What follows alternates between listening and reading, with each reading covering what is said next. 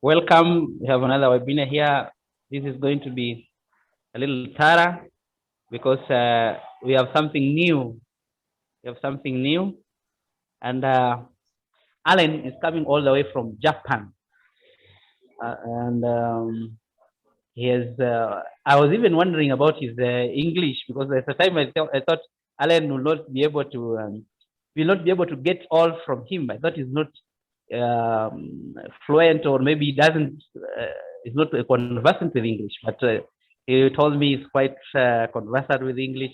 So we're going to learn a lot from today. Actually, the meeting is for Fruitarian diet, 1 full year, the challenges, advantages, or things you have seen, the results. But we're also going to focus on other things that maybe were developed, that maybe from culture, from Japan, the things that we may not know about Japan that he knows from his home, from his family, from all those kind of things. So this is going to be a wonderful time, my friend.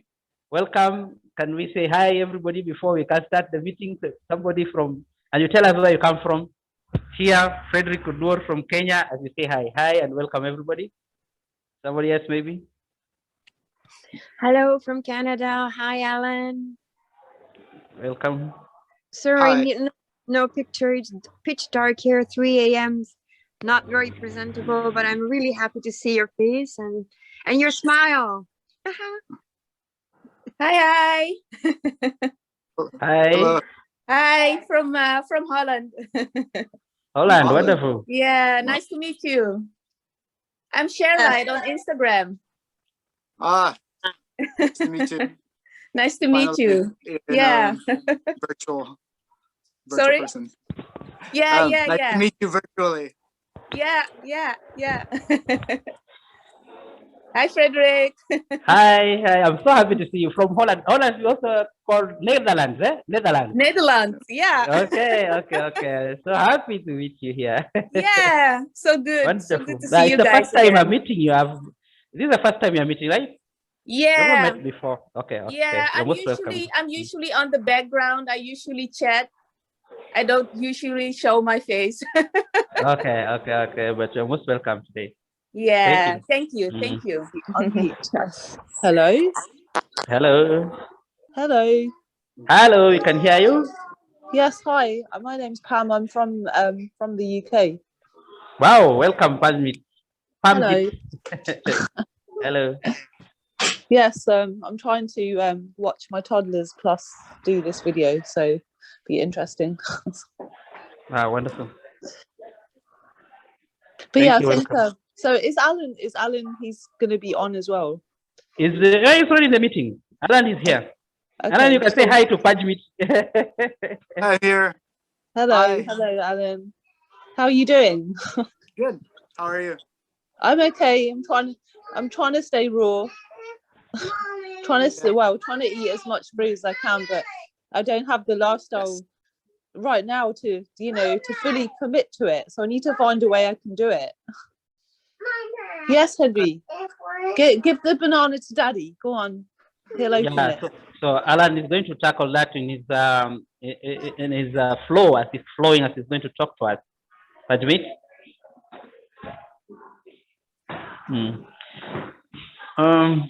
Anyone else, please? I know Pajmit has a question that Alan, we are going to answer it. Don't worry. With time, we're just introducing ourselves, then we'll get to the question. Hi, Ravinish here from India. Hey, who from India? Ravinish. Okay, Ravinish. Yeah. Okay, I see you. Thank you. Welcome, sir. Welcome. Yeah, welcome. Thank you. What time is it now in India? It's 1:30 p.m. 1:30 p.m. Okay. Oh, yeah. I can see Sunny. Who else is around? Maybe who wants to say hi? Hi, I'm here. Happy to see you. Nice to Almost see you. all these meetings you don't miss. You don't miss. Thank you so much. And I asked a lot of questions too. Yeah, exactly. So I know you are prepared with some few today, or a lot. It's okay. I haven't prepared any, but I'm also trying to be 100% raw vegan. Wow. It's getting easier as you go along, but it takes time to not physically, but mentally, but it's about the cravings. It's about the that you're addicted. So you have to, now Okay. I'm at the stage of trying to win off of salt. Okay. Sugar and coffee and all that is behind me, and carbohydrates and a lot of things, but it takes your whole life to just win off of all these addictions. It's lifestyle. It's a And how long have you been in this lifestyle? Maybe how long? And ever since many years, I think when I was started to be aware of things. So it's hard to find information about it. I mean, you have to start reading things and do research. It's not available, and people are also looking at you like you're crazy, and so it's not easy. But every time you find out new things, you meet new people, you learn things, and it takes time because it's not there for you. And now with all the pandemic, you see how irrational this is, and all the way of thinking is totally distorted. They're looking for quick fixes, and it doesn't work that way. You have to really detox and clean house, and that's where you have to start. Preventive medicine, not just look for quick fixes and magic pills or something like that. It doesn't work that way. You really have to clean. You have to be thorough and clean house and detox and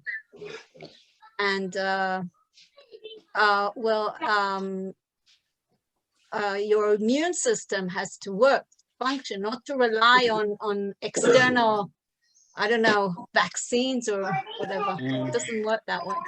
Yeah. It's also about the way of thinking, awareness. It's deeper than that. Things that are deeper than that, and people are just panicked and they don't think. And I got you. And I actually had some more questions. Just one more. How about your body? Do you feel dense, light, or what? How do you get living this lifestyle? How do you feel in your body? Is there a difference? What I feel is that the brain is detoxing. You're more aware, intuitive. You're more calm, serenity. It's everything. It's about everything. Wow. And then you can't. And then you don't believe these lies, and then you don't panic, and you think for yourself. People stop thinking for themselves. That's what I feel. It's everything connected. It's a vicious circle. And it's about everything, awareness, and your body's clean and immune, and you think clearly, and you're calm, and you think for yourself. It's all together. It's a process. It's complicated. Very. You understand. I know all the people that are here know what I'm talking about. When you talk to other people, they don't understand it. You have to experience it for yourself. Understand it. Yeah. So maybe you have anybody else who has not said hi and feel like saying hi before we just start now officially our meeting? Hi. Well, can you hear me? Yes, we can hear you. Hi. Well, I find like when I manage to do 100% fruit on high water content fruit, which is quite hard most days because I have a 2 and a 3-year-old to look after, so I don't always have time to be prepping and doing all these things to make my day better. But when I do manage to do it, oh my god, I feel amazing. Like I want to run around like crazy. Like I just want to keep doing stuff, and I get into these modes where I just want to clean all day, or I have like so much energy, and sometimes it takes me so long to go to sleep. Like I just don't get tired, and then when I go back to eating cooked food, and it's like, oh my god, I want to go to sleep. Like potatoes, or it just could be anything, actually, anything cooked. And even salads, even when I have salads, it slows me down. But when I stay on fruit, I feel just like on top of this world, like I can accomplish like anything. Like I have rheumatoid arthritis, so this is the reason really why I'm trying to reverse it and still give up smoking. I'm still struggling to give up smoking. I don't know if it's the pandemic and being stuck at home or just the lifestyle, but I have just joined the gym, so I'm going to be starting the gym next month, so I'm hoping that's all going to help. Yeah, definitely it will help you. Yeah, so there are some people who have said hi through the chat that maybe can recognize him. We have Dorothy, I don't know if I pronounced that name very well, from Denmark. We have Redmi from India. Do you have anyone else who wants to say hi? Then we start now, please. Time. If there is none, we start straight away. I know we are so many from different parts of the world, and Alan, we want to listen to a story. Maybe we're going to have questions later. From Ireland, Blood is here. So I think everybody wants to hear this. And as we get into what Alan is going to share with us, there's something I want to read from his last post in the Facebook, because he said something like, let me just get to what he said. In his post, there was this post where he talked about, I broke my 36-hour fast with dragon fruits. It has been an interesting 1 year. The result of this diet was mind-blowing, and I learned a lot. I plan to continue learning and leveling up. Fruitarian diet a year highlights the first thing, the fruit diet put my body through a detox. I lost a lot of unnecessary body fat. My weight dropped from 180 lbs to 119 lbs, and this is now back up to 150 lbs. Around day 90, I pooped out the mucoid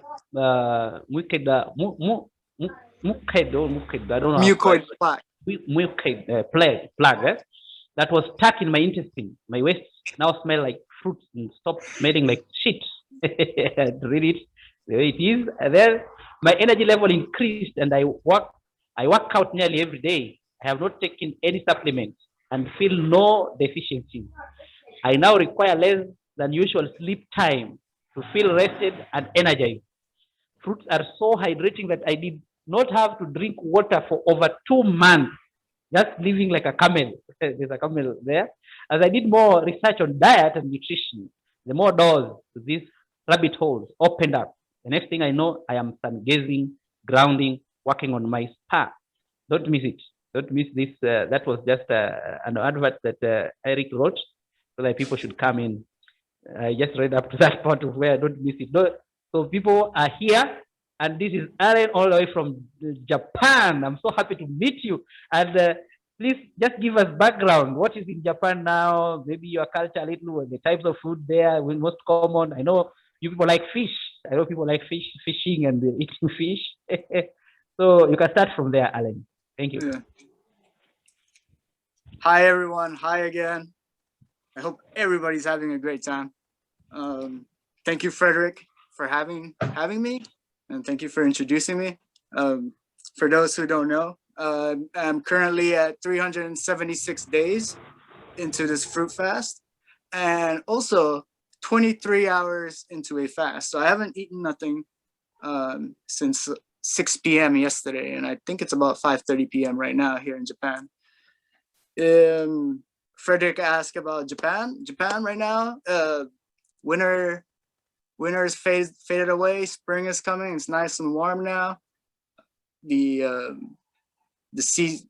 fruit that is in season right now, still a lot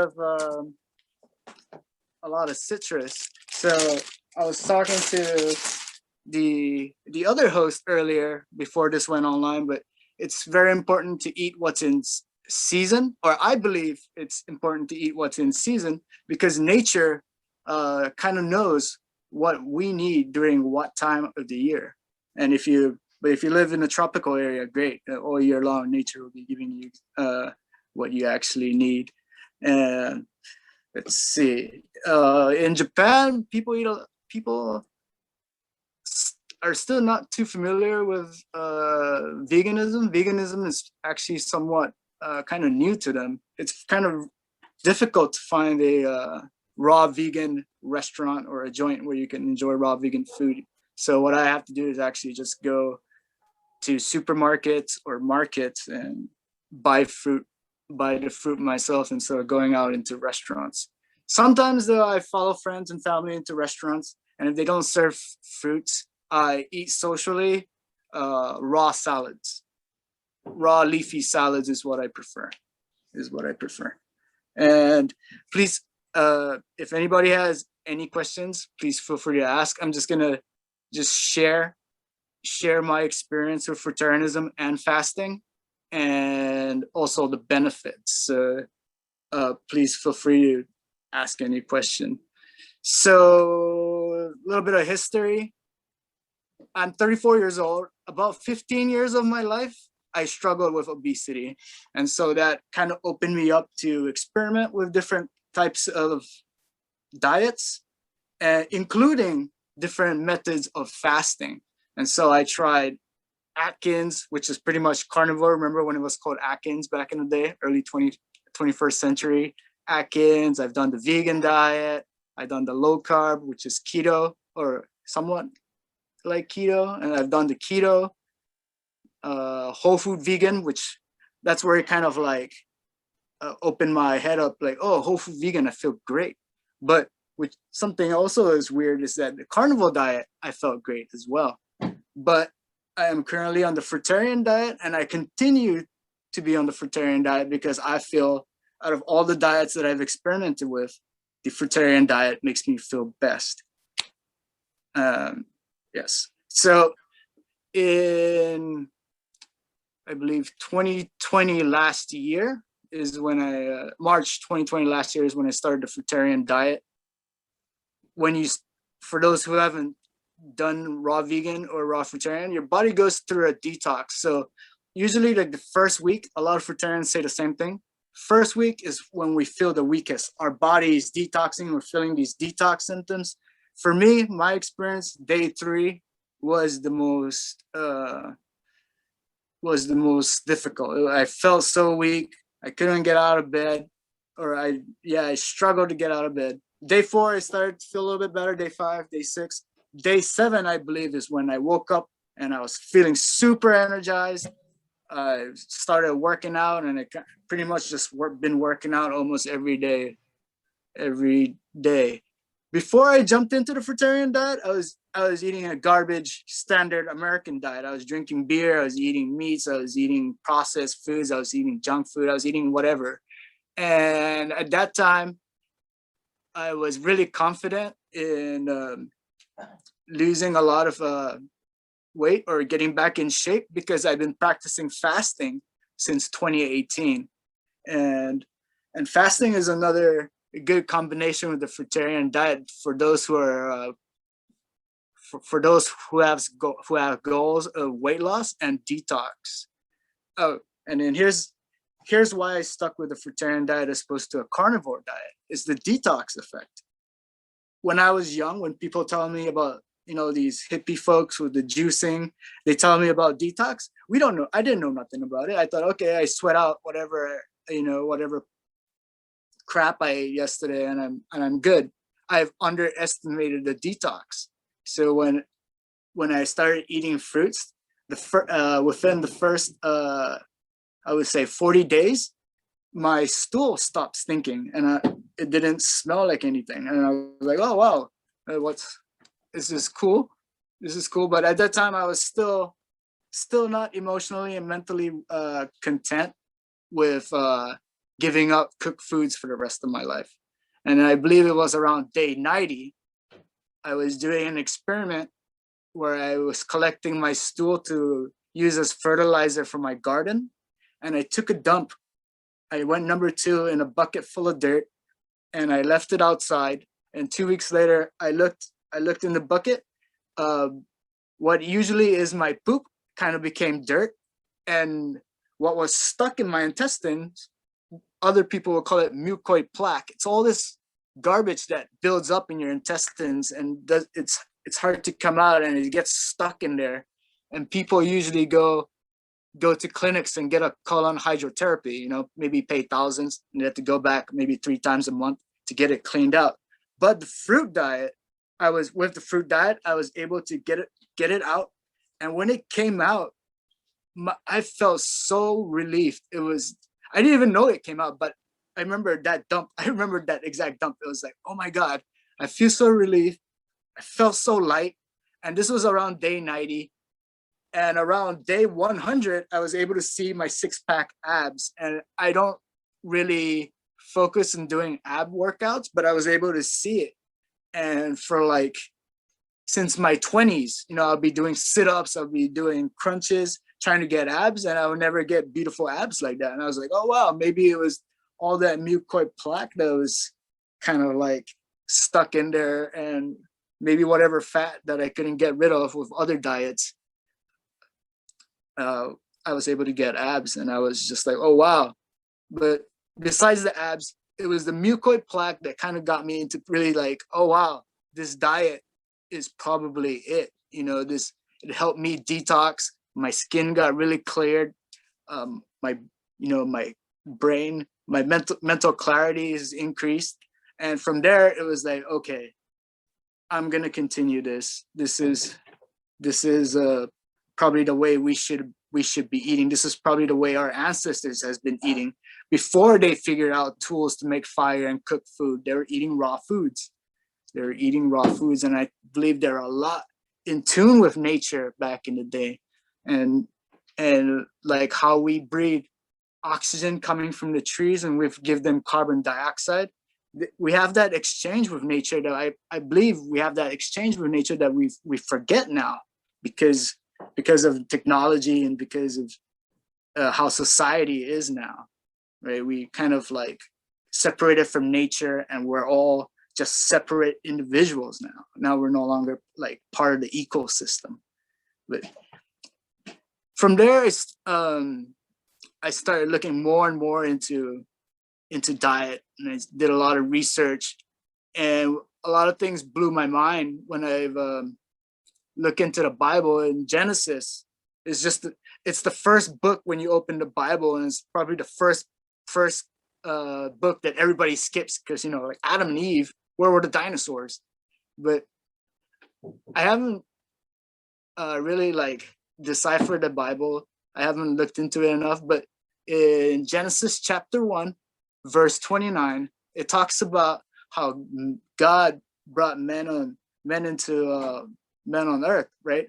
But at the same time, he also put the fruit of man on earth. And it says in that verse, hey man, this is fruit. Inside the fruit, there's seed. And the seed you planted will grow more trees and grow more fruit. This is your food. And so it's like, oh wow.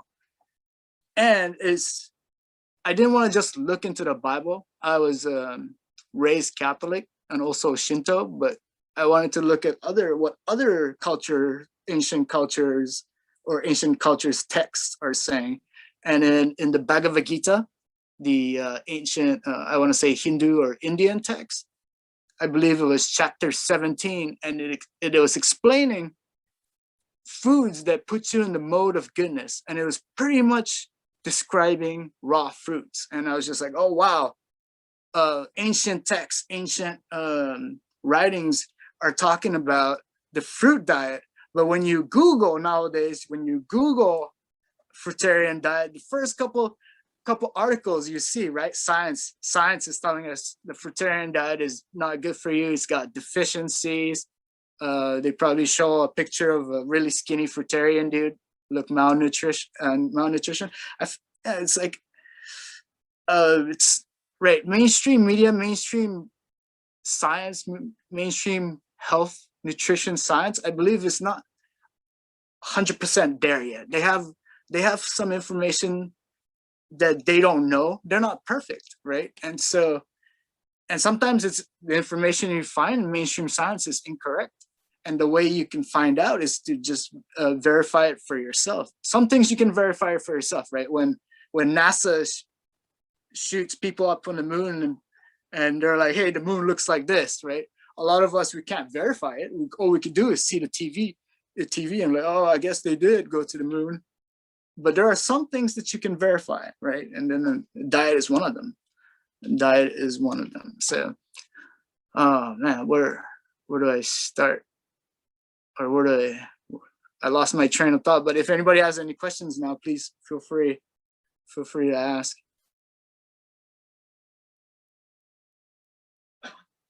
Okay, no. I want to go back to, for those who want to jump into the fruitarian diet. I just want to. Oh, sure. Sorry, I can't. This part of science and information, I think it's very key, because we find that what we find in the research that we can find online discourage fruitarian lifestyle. They actually feel somebody is going to lose where is going to be a source of protein. They'll ask you, so iron, where do you get all these things? And even these things that we get from the animal products and that kind of diet.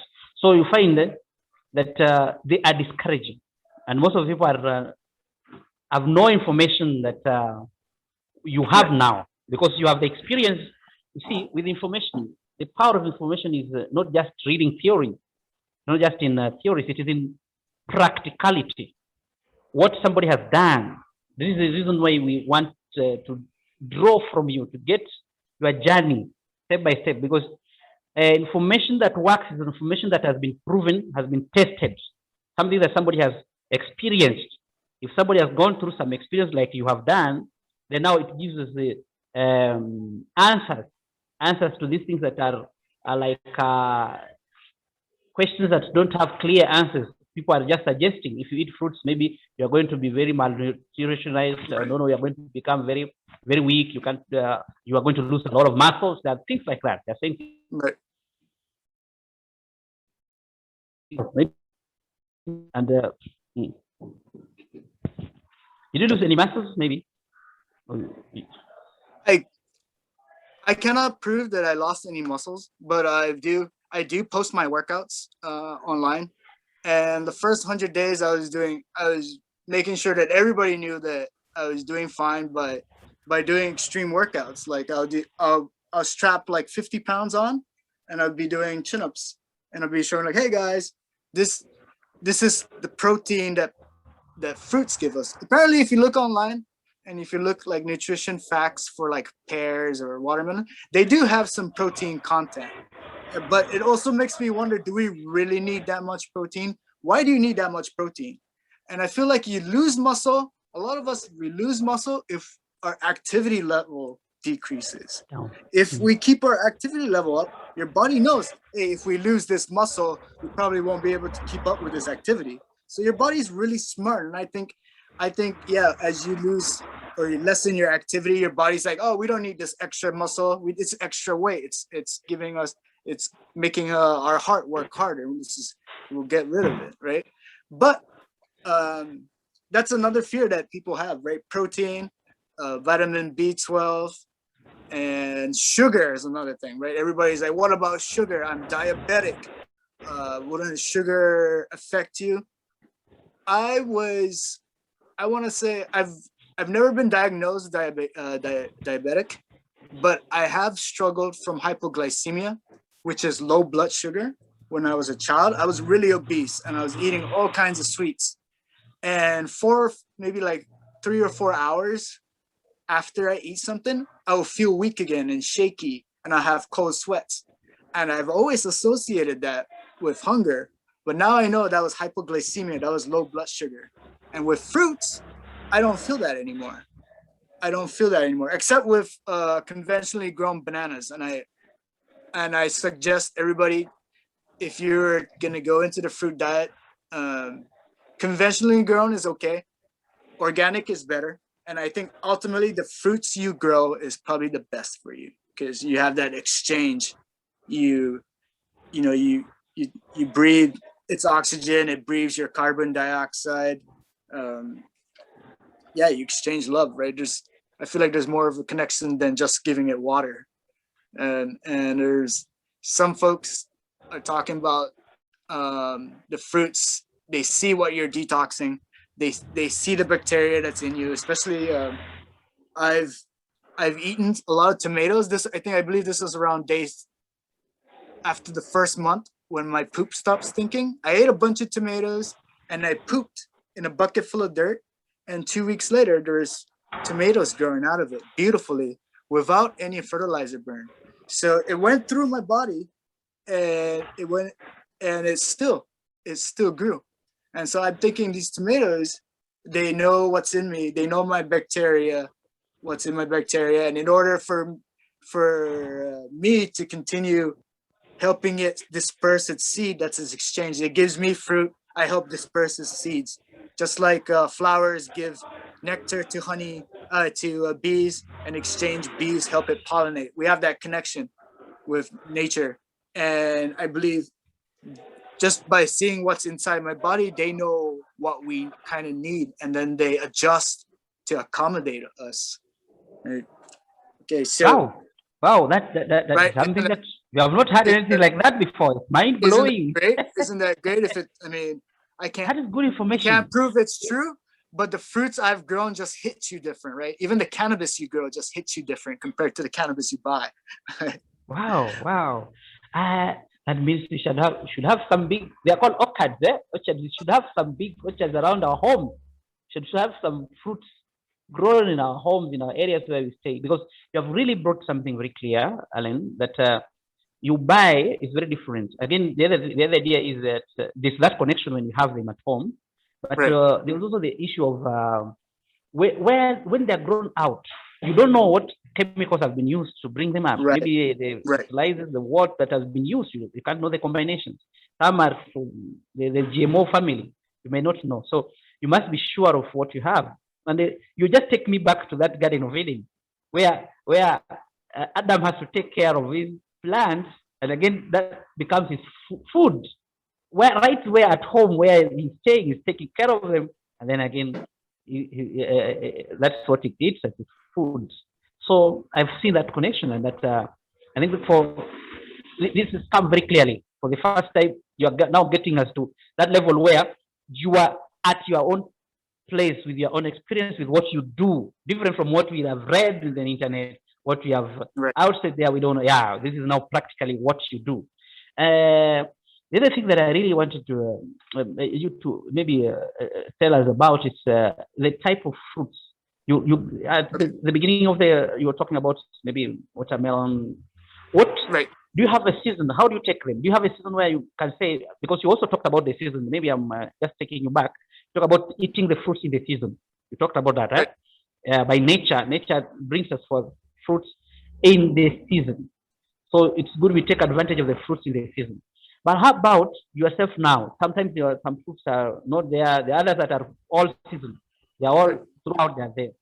Do you have a time where you prioritize yourself? You put priority on some type of fruit at a period.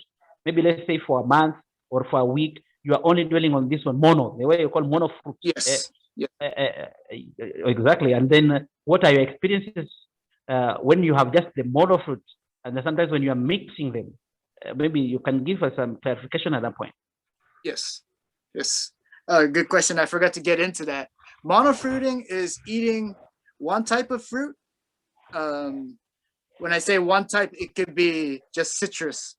So you could eat lemons, you could eat oranges, as long as it is a similar type and it's separated into acidic, subacidic, sweet, and melons, and fats, which is avocados.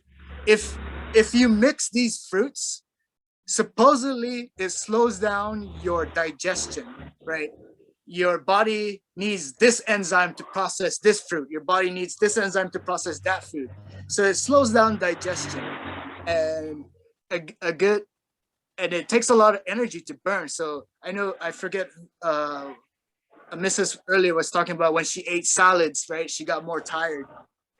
It takes a lot more to digest salads, supposedly. And if you have mixed salads, right, your body's using a lot more energy to digest these foods. So if you just have one type of fruit, which is monofruiting, the enzymes required to break down that fruit is that's it. They just focus on that enzyme, and it's easy to digest and easy to convert into energy. And when I first started the fruitarian diet, I didn't know about all this. I had to talk to other fruitarians and all that. They're like, don't don't mix acidic fruits and non-acidic fruits, right? So I had to learn all this as I'm doing it. And as I did it, I realized, yeah, it feels a lot better and you feel more energized. And I know Mrs. earlier was talking about she can't go to sleep sometimes. Yeah, you have so much energy that your sleep hours become less. And now imagine you sleep less, feel still energized. Now you have the freedom to do a lot more things within the day, right? If you eat pizzas, you eat all these junk foods, your body takes so much energy to process these foods, to digest these foods, that you feel tired, you need to take naps. Now you don't. Now you have more time to spend with the world. So it's awesome. And I wanted to show you like example of like what I can eat within the day. For people who are starting, I suggest eating lots of fruits until you're satisfied. So what I do is I usually just keep a lot of fruits in me. I got one of my favorites is pineapple, very hydrating. So if I was to eat one meal, I'll just eat, 2 pineapples as one meal. Pineapples are considered acidic, so you can probably eat it with other acidic fruits. You can combine these, right? I have a bunch of citrus, a bunch of pineapples, all that. So I always keep a box full of fruits. And I could eat this all day, right? All day. But what I practice is I eat within an 8-hour window, and then I fast for at least 16 hours. Currently, I'm probably at 24 hours right now, still not hungry. So a lot of the cravings are coming from an emotional place. This is from what I understand. And the more you continue this diet, the more these cravings will decrease. And that's from my experience. And then finally, right, that one moment where I realized that mucoid plaque came out of my body, and the combination of what's written in the Bible and the Bhagavad Gita and all these ancient teachings, and it was just like, all right, no more meat, no more cooked foods. I'm content with this. And I've for those who want to do this diet for detox and weight loss, I do not suggest too much avocados or bananas. Apparently they slow down the detox effect.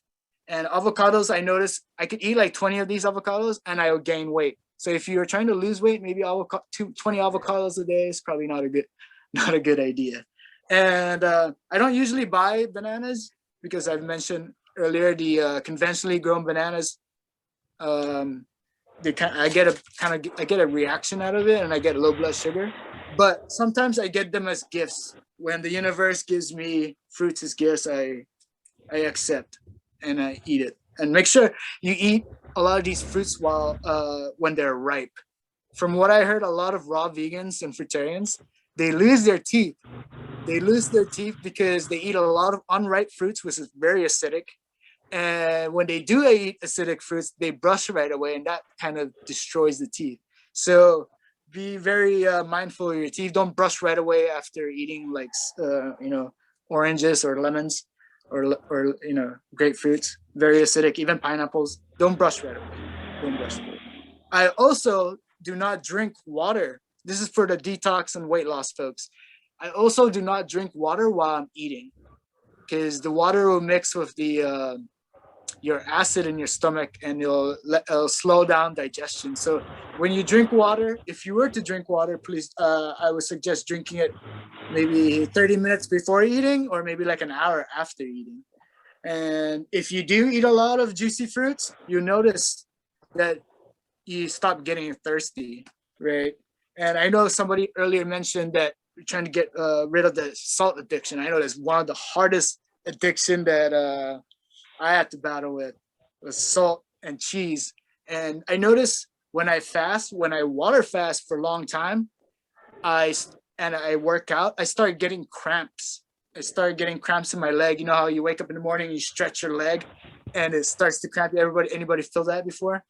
I've noticed adding Himalayan pink salt to my water while I fast helps me lengthen my water fast duration. It keeps me it keeps me energized. And I've from what I've understand, Himalayan pink salt, sodium and potassium is electrolytes, and our body needs the electrolytes, right? So I'm thinking there is also sodium in fruits. There is also sodium in fruits, but how do we not eat? How do we not have our body crave these salts? I believe we lessen the water we drink, and we just get our sodium from fruits. I notice the less water I drink, the less I crave salts. For if we fast and drink a lot of water, we end up depleting our salts, our electrolytes. We pee it out, we sweat it out, and then we feel like crap, and we get these cramps, right, when we stretch. So that's another thing to think about. For those who are interested in fasting, who have never fasted before and have low blood sugar issues, from my experience, the more I fast, the more these issues decrease. But before that, I noticed if I add apple cider vinegar to my diet, it helps maintain blood sugar and it prevents sugar crashes. So that really helped out for me back in 2018 when I started doing a lot of fasting. And I got to the point where I eat maybe once every 4 days, and your mindset just changes. It's like, oh, I don't know why I thought I needed to eat every day. And then you watch all these people eating their junk foods and all that, and I can't go a day without it.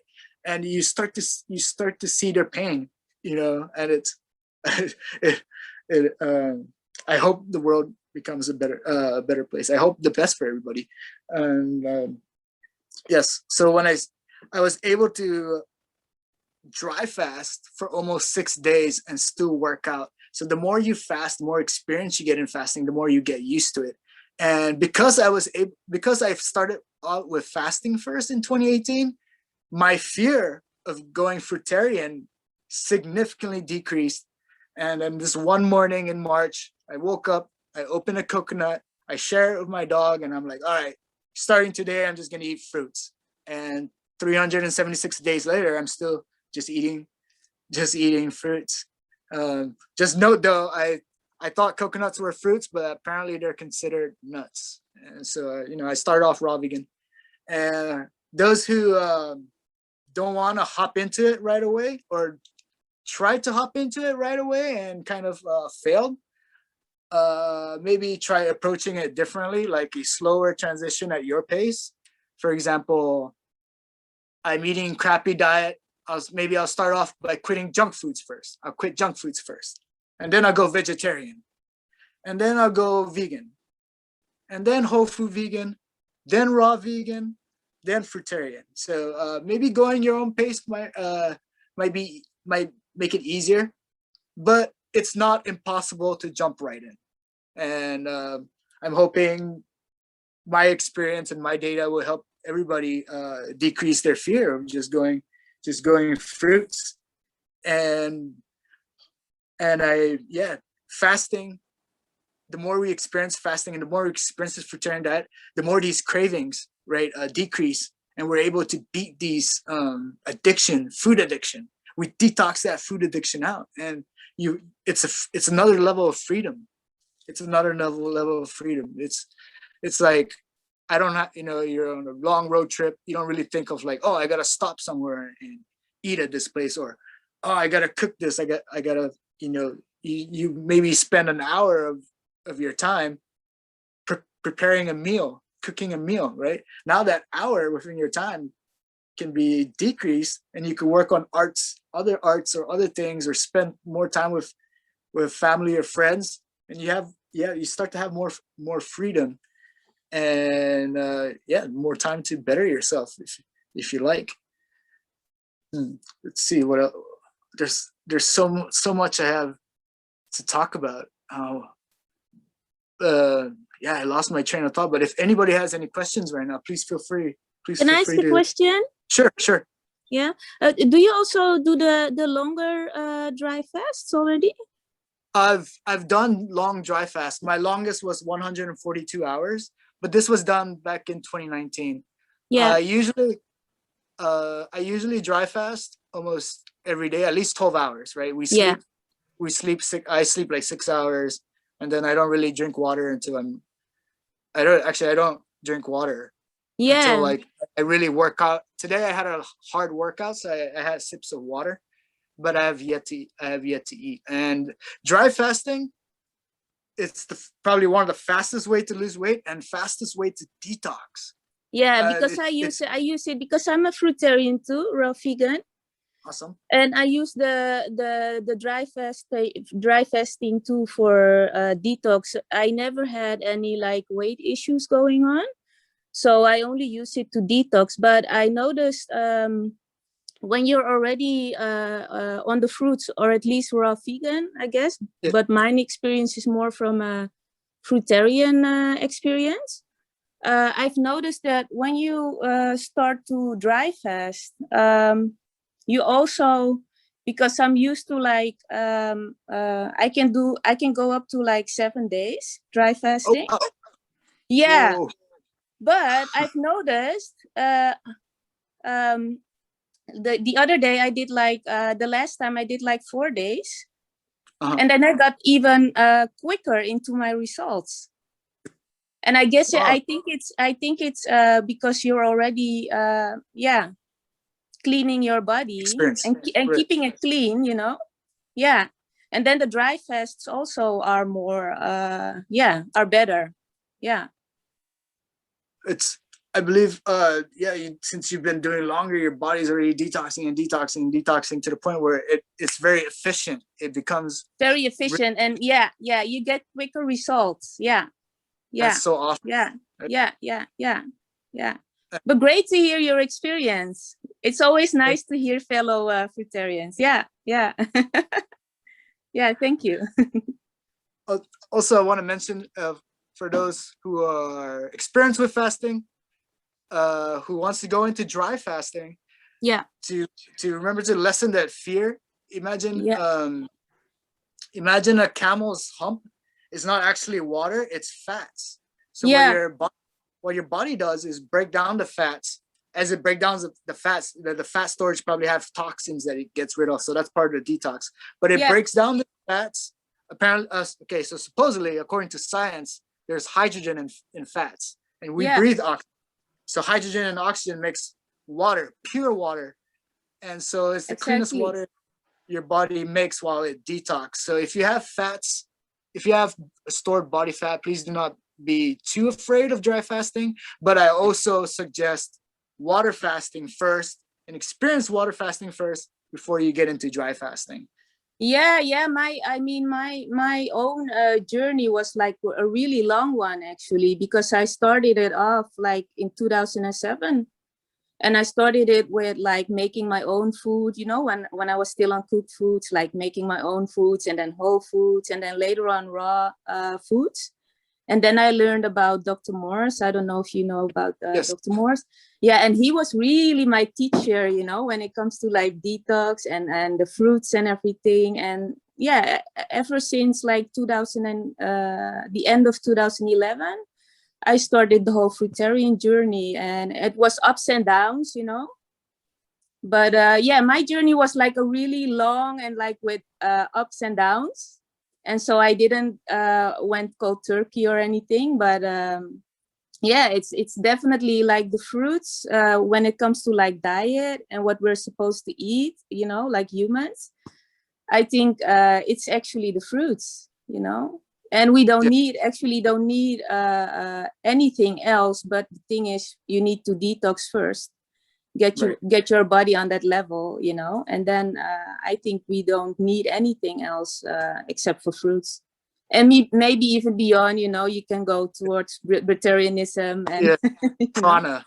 Prana.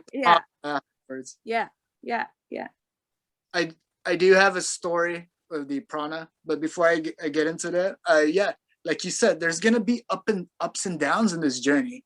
When I first started, there's so many people opposing what I'm doing. So many people shoot it their way, because it's not their fault. They don't, you know, if they research mainstream science, they're gonna be like, oh, see, it says it's bad, or it's fear. right? They're saying this out of their emotion instead of actually researching and experiencing themselves. And because of fear, it's going to be hard for them to experience it themselves, because a lot of people are like, no, I don't want to fast for over a day, I'll die. And the I don't want to eat just indoctrination, fruits. Yeah. Right. And they're really indoctrinated, you know. I It is. mean, They for a are. lot of people, a lot of people are like, they look at fruits and for them it's like, oh, that's a nice side dish, you know. They eat only one mandarin, so their brain is not used to think that fruit is actually a meal. Right. You know, for them it's they like think that's like a snack or a dessert, right? Dessert. Yeah. But it's I mean like we've been lied to for so long, you know, when it comes to like the government and like everyone, you know, all these like big organizations, you know, multinationals that are making lots of money, you know, from being sick, you know, and medicine. And right. So they're never gonna tell us the truth about fruits and stuff like that, you know, and detox and dry fasting. They're never gonna, you know, they're gonna keep fighting that, you know, right. to keep certain information from us. Right. Yeah. The big pharma, big food industry, I think they're ultimately one entity. Yeah. Working to keep us limited, smart enough to continue society system.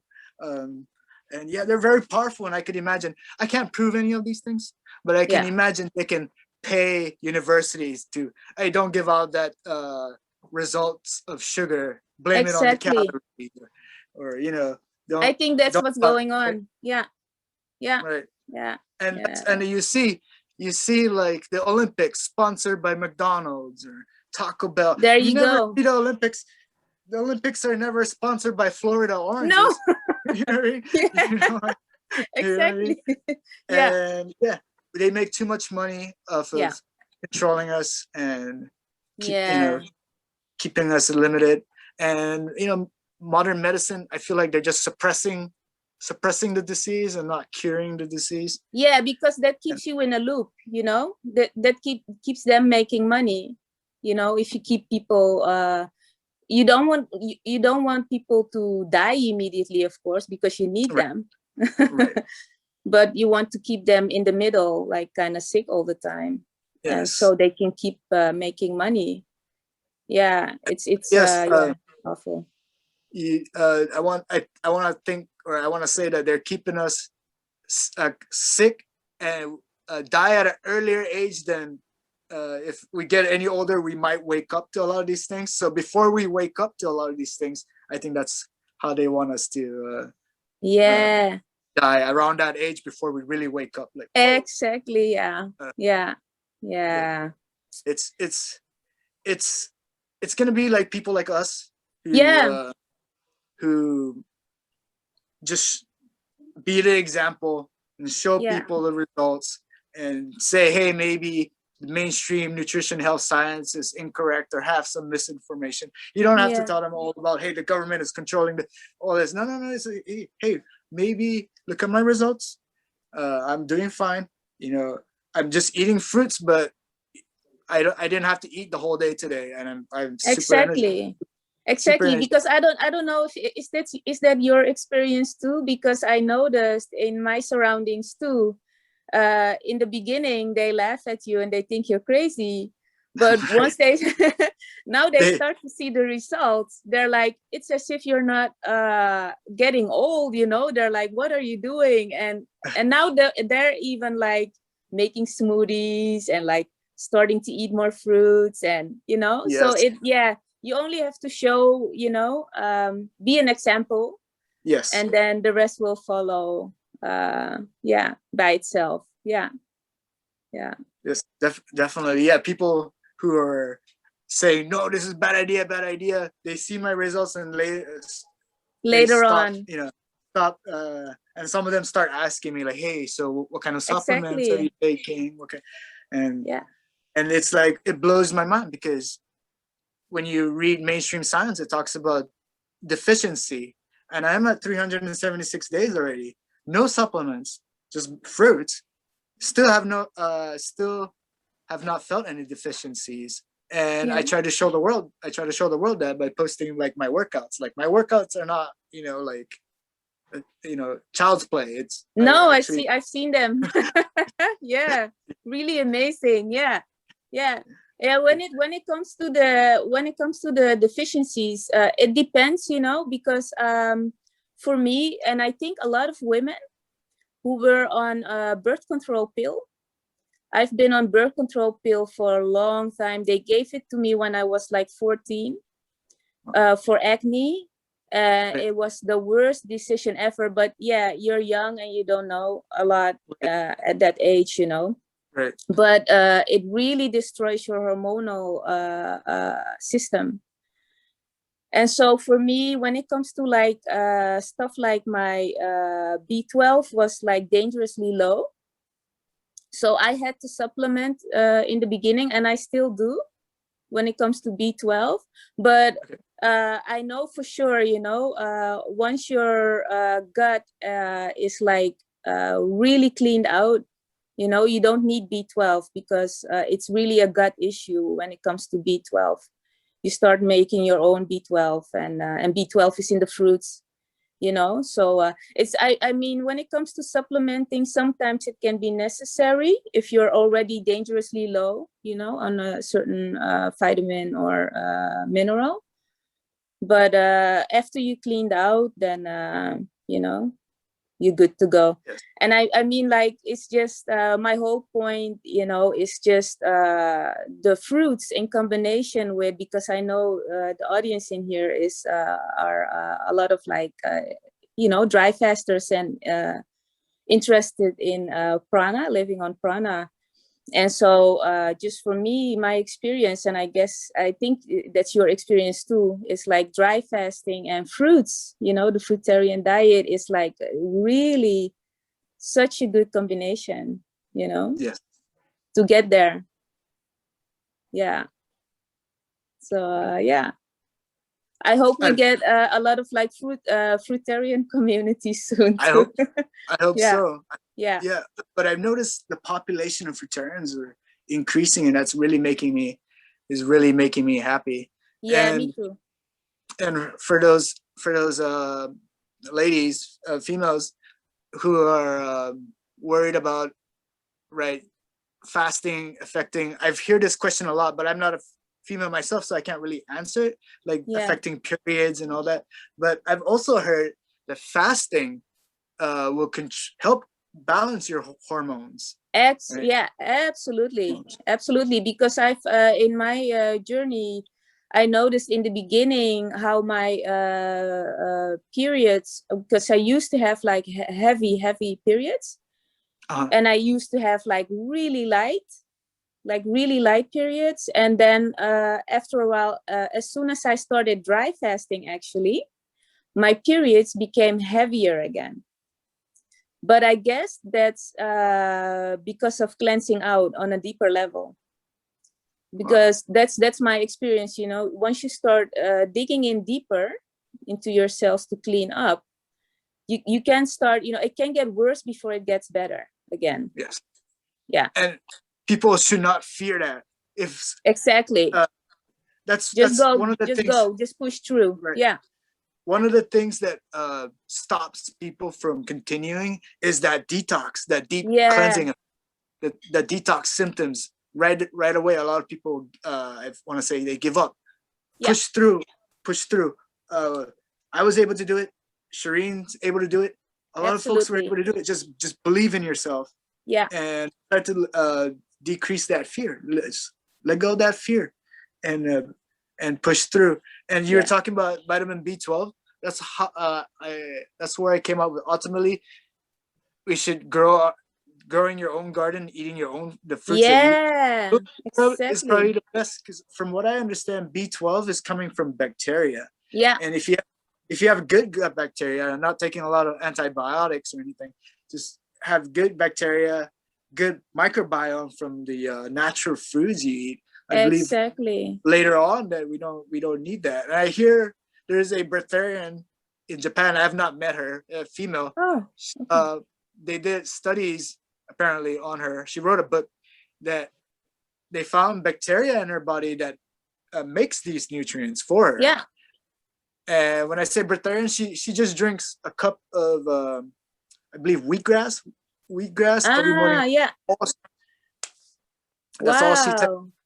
And then the rest, I'm Amazing. pretty sure prana, right? Yeah. And the prana story.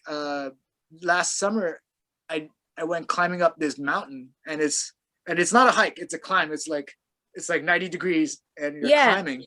Yeah. I went with I just had my pajamas on. I posted this in my social media, but Okay. pajamas on, no breakfast, no water, just climbing, just the nice nature. The sun was, I feel like the sun, the nature, the trees were giving me energy. And Exactly. I was with my cousin, really good guy. And I feel like we're all energy balls.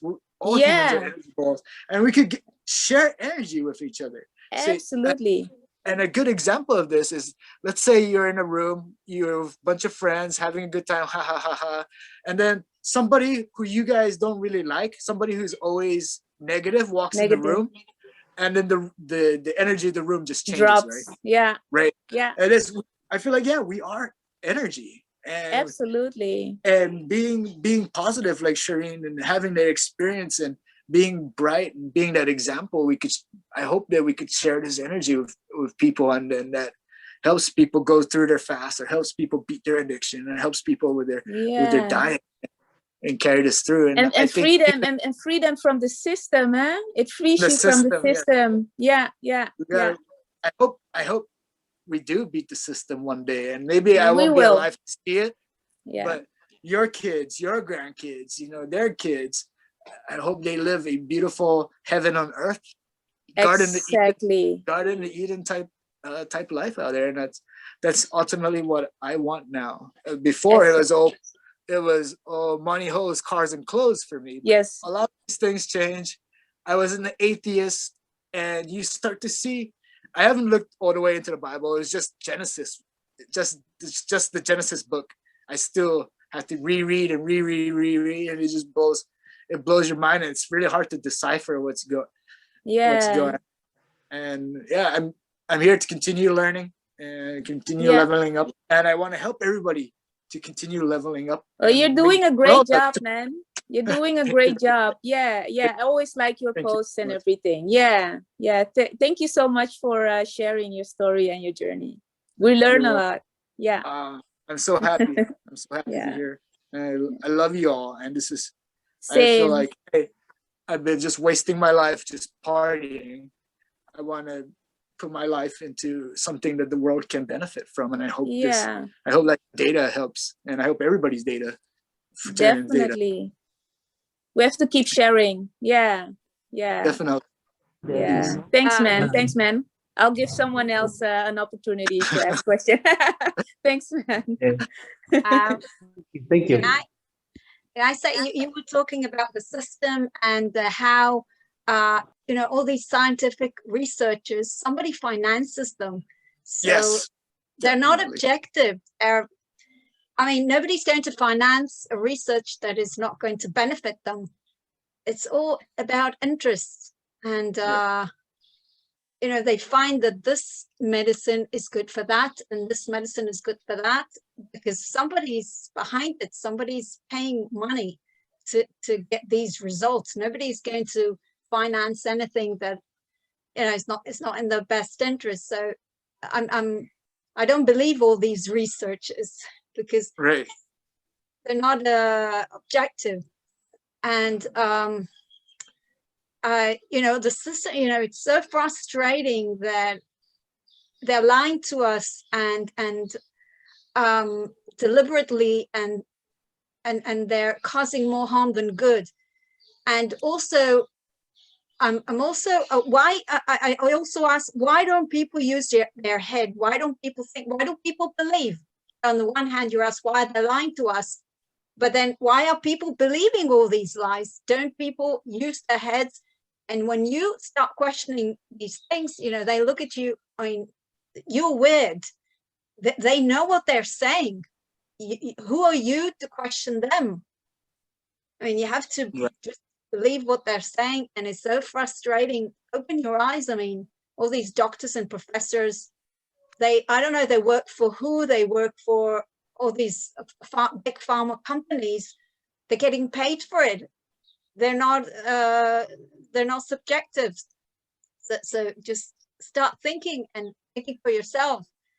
You know, I live in Israel, and with all the vaccines now that they're pressuring people to take the vaccines, I mean, they have no right to do that. It's my body. I can decide for myself, and people are cooperating. I mean, it's not just the government or the authorities that are pressuring. People are cooperating, complying, Yes. so not resisting, and they look at you like when you say that you believe in nature and your immune system and preventive medicine, they look at you like you're crazy. You don't believe these doctors, you don't believe all these researchers, and who are you to think for yourself? And Right. you know, it's frustrating. Why aren't many people, why don't many people understand that? Open their eyes, start thinking. You know, all the members in my family, they got vaccinated, and they look at me as if I'm, I don't know, a leper or something. Something's wrong with me, and I'm contagious, and I'm, you know, I don't want any medicine, and I don't want. And the thing is that they have to take it every 6 months. I don't know what for the rest of their lives, because I understand this vaccine is changing the RNA, the DNA. I don't know. It's what's it's doing there. It's taking over the immune system, and it's destroying your immune system, and you're going to depend on them for the rest of your life, on injections and vaccines. Otherwise, you're not going to have an immune system. Like, start thinking for yourself. You want something to take over your immune system instead of being healthy and improving your immune system. You know, it's crazy. People just, so I wanted to ask you first a technical question, like fruitarian, that means no vegetables at all, just fruits. You have to, so no tomatoes, no peppers, no. Tomatoes and peppers are actually considered the fruit of the plant, actually. So if you want to imagine the flower gets pollinated and makes a little fleshy thing with seeds in the inside. That's usually the fruit. So tomatoes are actually considered fruits, and so are peppers. And so are peppers. What is considered vegetables? And peas, I like peas, and maybe that's not good. Yeah, I would say that's a vegetable or a seed. Vegetable, it's hard for me to explain. I would say like the flower of the plant, broccoli, the stem of the plant, asparagus, maybe the leaves, lettuce, right? The root, turnips, carrots. Those are, I want to say, those are vegetables. And yeah, some fruits are eaten like vegetables, like zucchini, cucumbers, tomatoes. But if you look at the plant, I want to say anatomy, I don't know if that's the right word, but scientifically, if you look at it, that is the fruit of the plant. And I try to avoid zucchinis and cucumbers because they're ultimately, I don't think they're ripe when you eat it, right? It's even okra, I don't think they're ripe when you eat it. You end up, what I'll consider ripe is when the seeds are ready to be planted and the fruit still tastes good, you know. If you try to plant a cucumber seed while it's, you know, that juicy cucumber seed, it's not gonna grow because the seed is not yet mature. And so are okra. We harvest them a little early and we eat them like vegetables. So I skip those. I try to avoid those. I don't go out and buy them. But I mentioned earlier, if I go out with friends to like restaurants, and if the restaurant doesn't serve any raw fruits, then sure, I'll eat raw vegan. I'll eat, and I would prefer leafy vegetables over roots or stems, because you ultimately, like if I eat basil leaves, I don't kill the plant. I don't kill the plant. If we eat the roots of the plant, like carrots, then the plant dies. If we eat sprouts, we're pretty much eating babies. If we eat peas, we're eating the seeds of the plant. The seeds of the plant is potential life, and we're taking away life. I'm not saying everybody should do what I'm doing, but this is currently what I'm practicing. Try my best not to take away life. Even vegans, they really care about animal life, and I would say fruitarians, they somewhat care about plant life as well. I don't want to say animal is higher than plants, and I want to say everybody is equal. Man, animal, plants, earth, everything is one. Everything is one.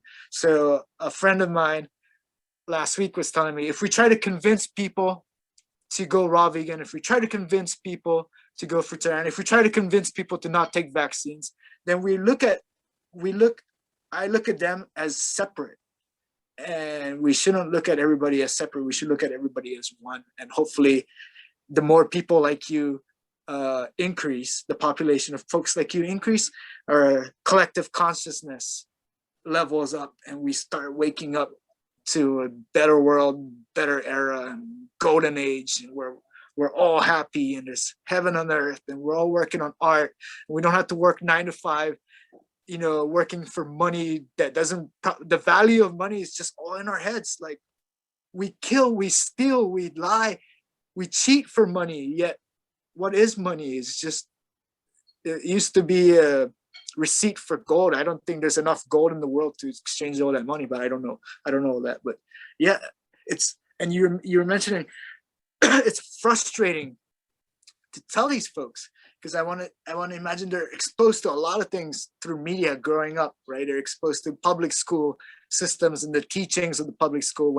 when a lot of these textbook writing universities can easily be funded by big pharma, big food industry, and then the information can be corrupted to match their interests, to accommodate their needs, right? So what we learn in public school, or what we learn in school, the information can be corrupted. Media gives us a lot of corrupted information that we don't realize. Like, if a doctor got a degree.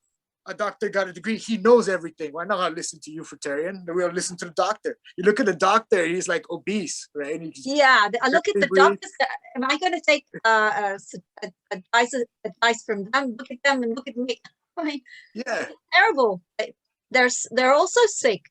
They're unaware of nutrition. They don't teach them nutrition. Just all kinds of. I think doctors today are like pharmacists. That all they know is about different medications. They don't know about healthy lifestyle, nutrition, preventive medicine, holistic medicine. They don't know about that, and it's frustrating.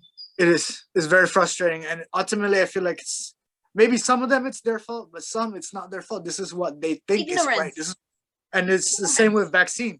Some people think I'm doing the right thing, and it's looked up like we're heroes for getting vaccines in, and then that pressures other people, right? When they put it on social media, I got my vaccine for my family, I got my vaccine for the world peace, baby. But that pressures other people, like, I mean, maybe I should go get back. He got a vaccine, maybe it's okay for me to get a vaccine. But I suggest, please look into these things. Try to question a lot of things, especially when whatever mainstream media or mainstream science is giving us. Try to question things. We probably won't be able to find out the answer to everything, but some things like this fruitarian diet, good thing I questioned it, good thing I was curious, good thing I tried it out. Well, otherwise I wouldn't feel like I am right now. Probably still be obese trying to figure out what to do next. But it's very frustrating, and I think ultimately it's fear. We've been exposed to a lot of fear, and fear makes us want to go get that vaccine. Fear makes us want to wear that mask. It could also be hypnosis from these propaganda and all these brainwashing from media. Brainwashing, and people can't. It's like hypnosis, and maybe it's like when we go tell them, hey, you're brainwashed, you're hypnotized, they react to that, those code words, and be like, no, you're crazy, you're theorist, a conspiracy theorist, you know, and it's frustrating. So ultimately now I try not to be aggressive as much anymore. I try to forgive them, try to be understanding from where they're coming from. And when they tell you about vaccine, yeah, I understand why you think that, because all that exposure, and, you know, forgive them, thank them for their you know, existence, thank them for their advice, and you do your own thing and you be the example. People see you shining, and they will want to follow that. They've been going through this dark past. Some people might not wake up, and maybe this is not meant. Maybe this lifetime is not meant for them. Maybe they, you know, it's like a video game where you have to I failed, I gotta redo it again and again. Some people maybe have to redo it again and again and again. And maybe we have done it again and again and again. And maybe this time is our time to ascend. And I'm very happy that, you know, internet can be a very bad thing, right? Because, you know, mongering information can be easily spread on internet. But I'm glad that because of internet, I'm able to connect with everybody now. You know, when I first started the fruitarian diet, I was living on the island of Tinian. Currently in Japan, but I was living on the island of Tinian. Population like 3,000 people, and there were only 2 vegans, myself and a cousin, and we both happened to be fruitarian. And it got to the point where, like, yeah, it's cool. You know, I love my cousin very much. His name is Lance. He's the one who gave me the idea of fruitarianism. And at that time, I was like everybody else. Like, no, you know, what about the carbs, the sugar? You know, I want a keto diet. I don't want that sugar. But now that I've done it, it's like, oh, okay. It's something that you have to experience, and people have that fear, and so they don't want to go into that experience, because when they hear that fruitarian diet, right, first thing a lot of people do, Google it, and then, hey, look, it says it's got deficiencies, it's not a good diet, and all these articles, the first 5 articles on Google probably tell you probably not to do it, right? And so that right there, you know, finance. Right. It's interesting to see who they're financed by, these articles, these scientific articles. Yeah. It could be financed by Big Dairy, you know, Coca-Cola. It could be Big Pharma who's financing this. It could be the vaccine companies who's financing, you know. That's right.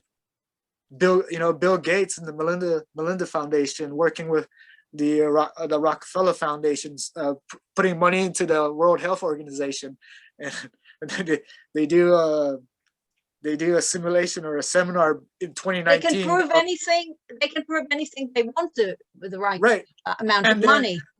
And then people like us will be like, hey, they're the authority. They're giving us the information. They're probably correct. Why would I listen to you, fruitarian? You know what I mean? Who are you? Do you have a degree? Are you a doctor? Like, no, I'm speaking out of experience.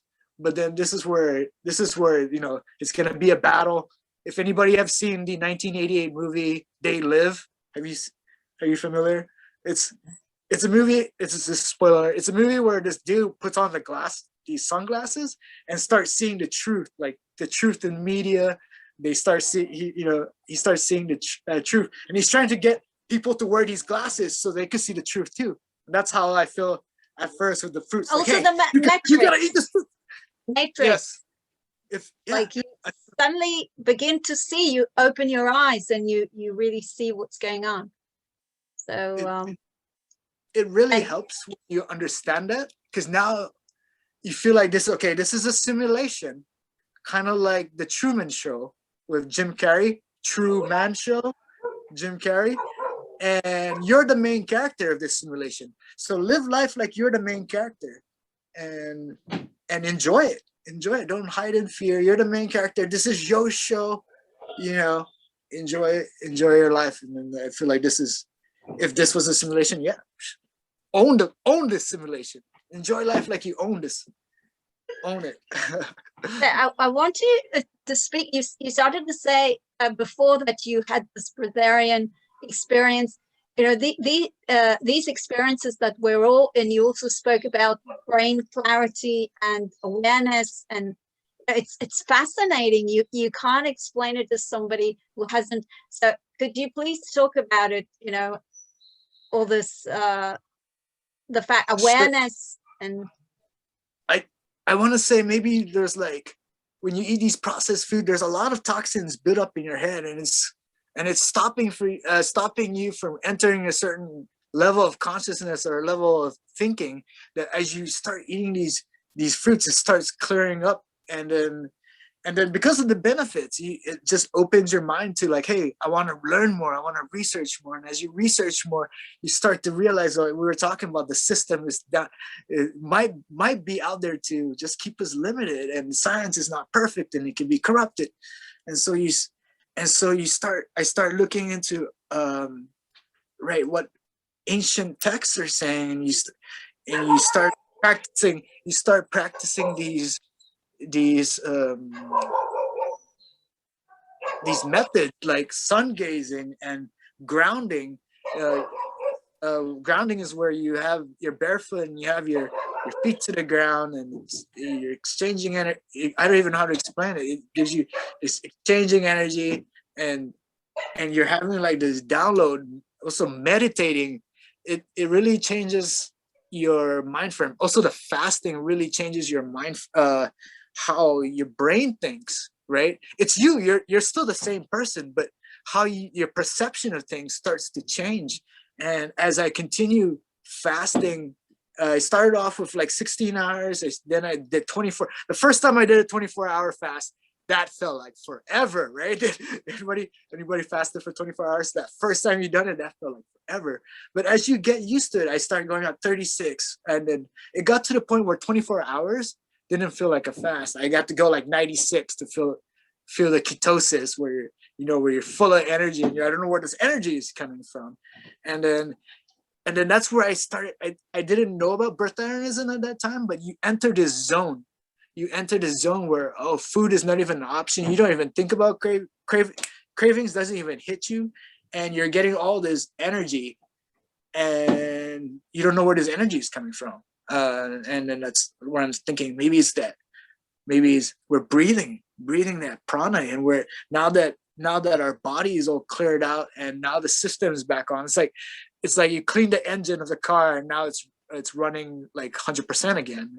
Maybe we were not running at 100% since we're young kids. We're drinking cow milk. Our parents are giving us cow milk. We're eating hot dogs, and we're all just clogging up your engine.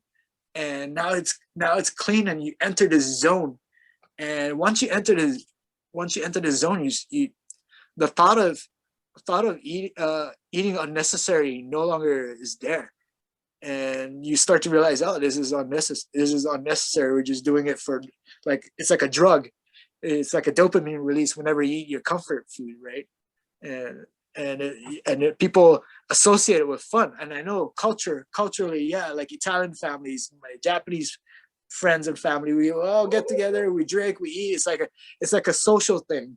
And I think that's what makes it even more difficult for us, right? But then we have to fight through that and be the example. And hopefully your family, my family is starting to accept now. They're the one, they buy me these fruits, avocado, and it's like all these things. And they're more accepting now that they see results. So those who are starting, those who are getting like people saying no, and just try to fight through, show them results, be that example, and they'll change their mind. Maybe they'll start even thinking about it themselves. Maybe they'll start thinking about changing it. My mother now, she eats a lot of citrus in the morning, and I try to buy her lots of fruits as well. But in the beginning, I was pushing her. Mom, you're eating all these fake sugars. You're eating all this, all that. And she's like, hey, I'd rather die eating what I like than. And it's like, oh man. And then I hit her with the guilt, like, hey, maybe if you live longer, you have more time to spend with your grandkids. You have more time to spend with your family. Your grandkids can learn Japanese from you. It's selfish. I feel like ultimately it's selfish when we're like, hey, this is my life. I'm going to eat this Twix, and I'm going to die, or I'm going to drink this beer and die early if I want to. It's selfish if you're a parent, because now you lessen the time you get to spend with your kids. Now you lessen the time you get to teach your kids, be an example for your kids. And myself, I do not have any kids. And right? So it's like, all right, why do you need to live long? It's like, if I live long and I have like this knowledge that I could share, the longer I live, the more time I get to share this knowledge with people. Not saying that this knowledge, that what I'm doing right now is 100% truth. I ultimately can't guarantee that for everybody, but this is how I feel. Like, hey, I think this is it. Out of all the diets I've done, this makes me feel the best. And I'm sorry, I'm just going I'm all over the place. And if I miss any of the understand. questions, Food is something. There's something cultural, social, religious about it.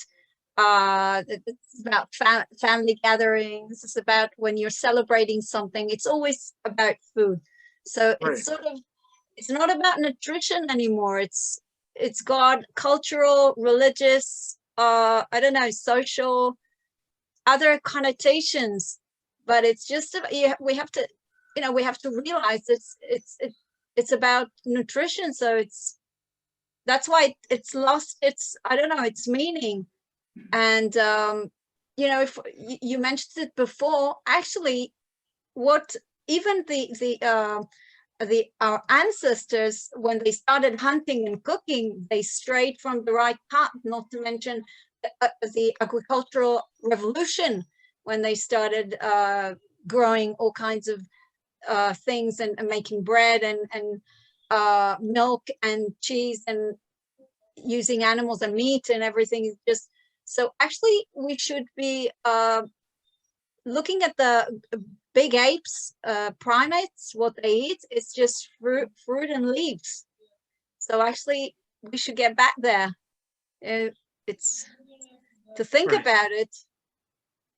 That's what that's what we are programmed for, and anything else is just toxins and blocks. And so actually, I mean, we're detoxing because we started at a bad point. Our parents, they're not aware that the whole, now I think about it, the way we were raised, the way my parents, everyone's parents, and kindergarten and everything is, nobody's aware. And you eat all this, just like you mentioned, sweets and cakes and pizzas and chocolates, and you drink this coffee, and that's how they raise you.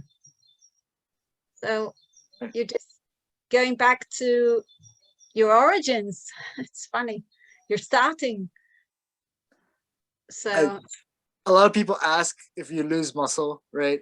And then one of the good things you could just say, like, hey, you look at gorillas, they're just eating a vegan diet.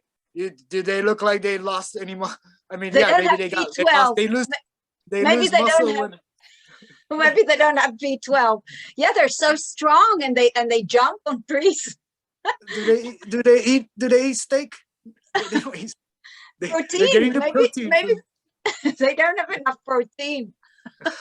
Yeah, it's funny. Look at these gorillas, and what do they eat all day long? Just leaves. Do you like bulls? Do you see bulls eating pizza pockets? No, they're eating grass, and they have a lot of muscle. They have a lot of muscle. You lose muscle when you're less active. Yeah, elephants. Yeah, like can you beat up like not a lot of animals can beat up an elephant. Yeah, they're really strong. It's because they're huge. They're huge. They eat the diet.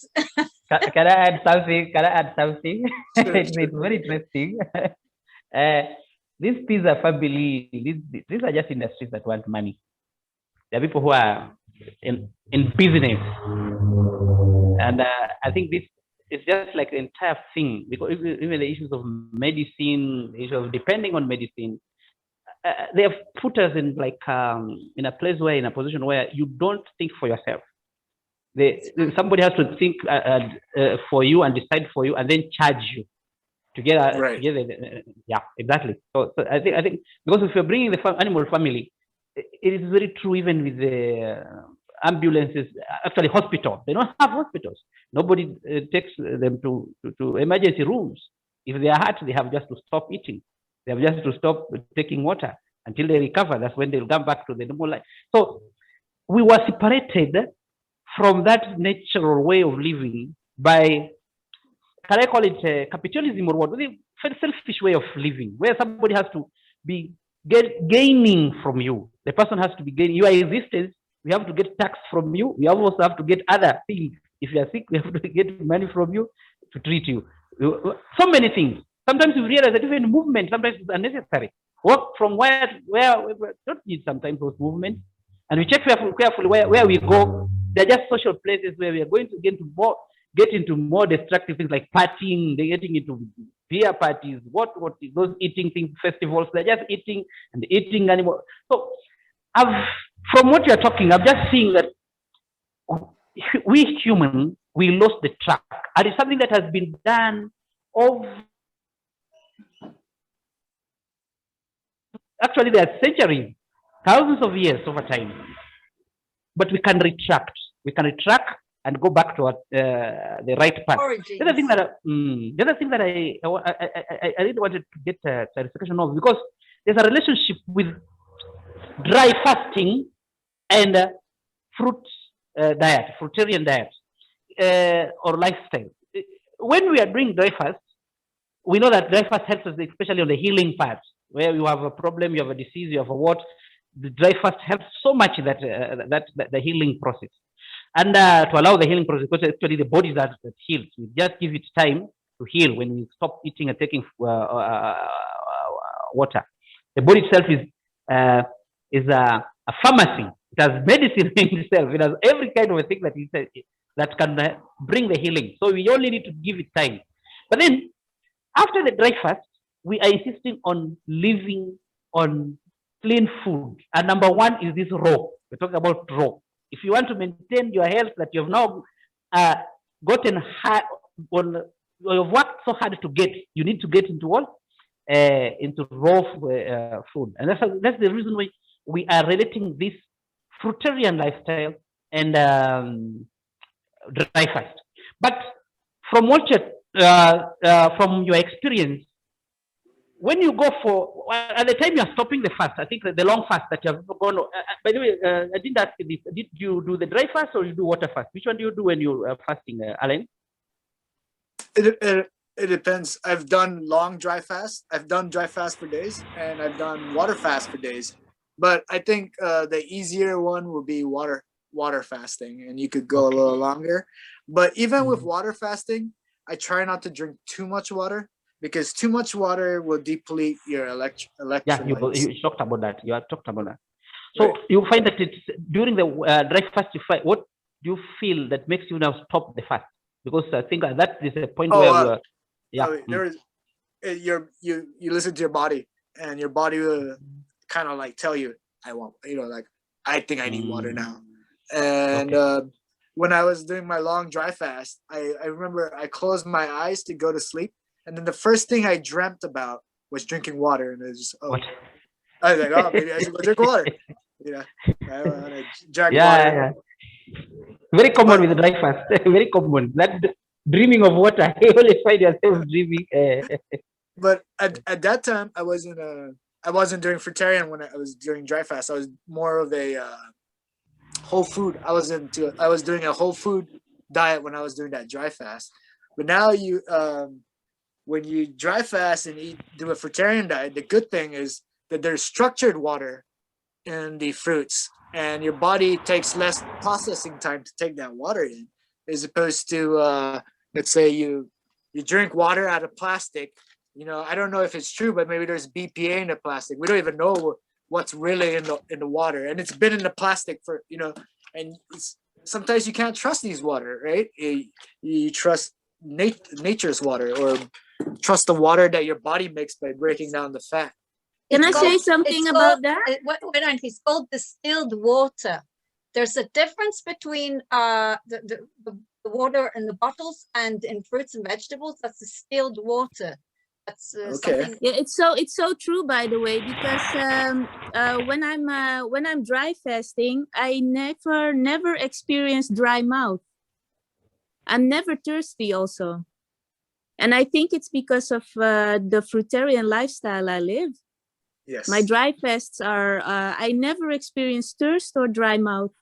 Never. Let me ask you, how long have you gone the longest of your dry fast? How long? How long? 7 days of hot dry, 7 days. Yeah. At the point of breaking, at the time you are breaking, what motivates you, or what did you also listen to your body, or is just your target? You met your target. Maybe you wanted to go that far, and then you reached, and then you stopped. Or what now makes you to break the fast? Yeah, with me, my issue lies more with my hormonal system and my adrenals. So with me, it's more fatigue. My energy gets really low. Okay. Yeah, and so for me, it's like, and it's also just in my head. I always calculate like the amount of days I want to go. And so I already calculated upfront that I want to go for 7 days, and then I just keep, doing 7 days.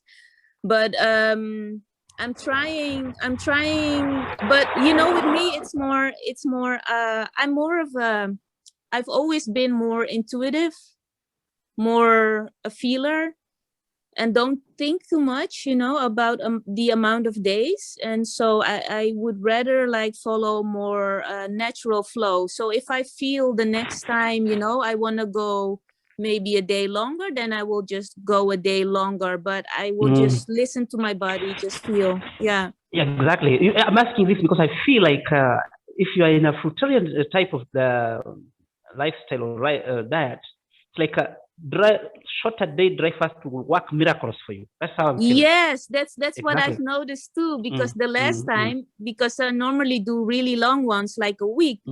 The last time I did 4 days, I got the in 4 days, I got the exact results I usually get in 7 days. The long ones. And I even, in those 4 days, I even lost the weight I normally lose in 7 days. So my body was quicker in detoxing and the process. Yeah. Because you're already clean. You're already clean. You don't need very long time. Exactly. Exactly. Yeah. The other thing, are you working on your, are you fasting sometimes because of maybe health issues? You want to heal something, or you're just, what reason motivates you on fast? Or is it because of maybe spiritual reasons, or what? Oh, it was a gradual thing. I just grew into it.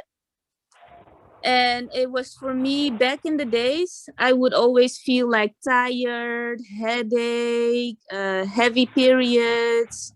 Later on, I got like tumors in my womb. So all these things, got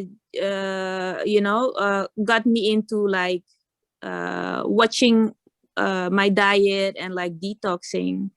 Yeah. So it's for health issues. Yeah. Health issues, though, more of a lifestyle. It's just and it grew into a lifestyle, and now it's like just a lifestyle. Yeah.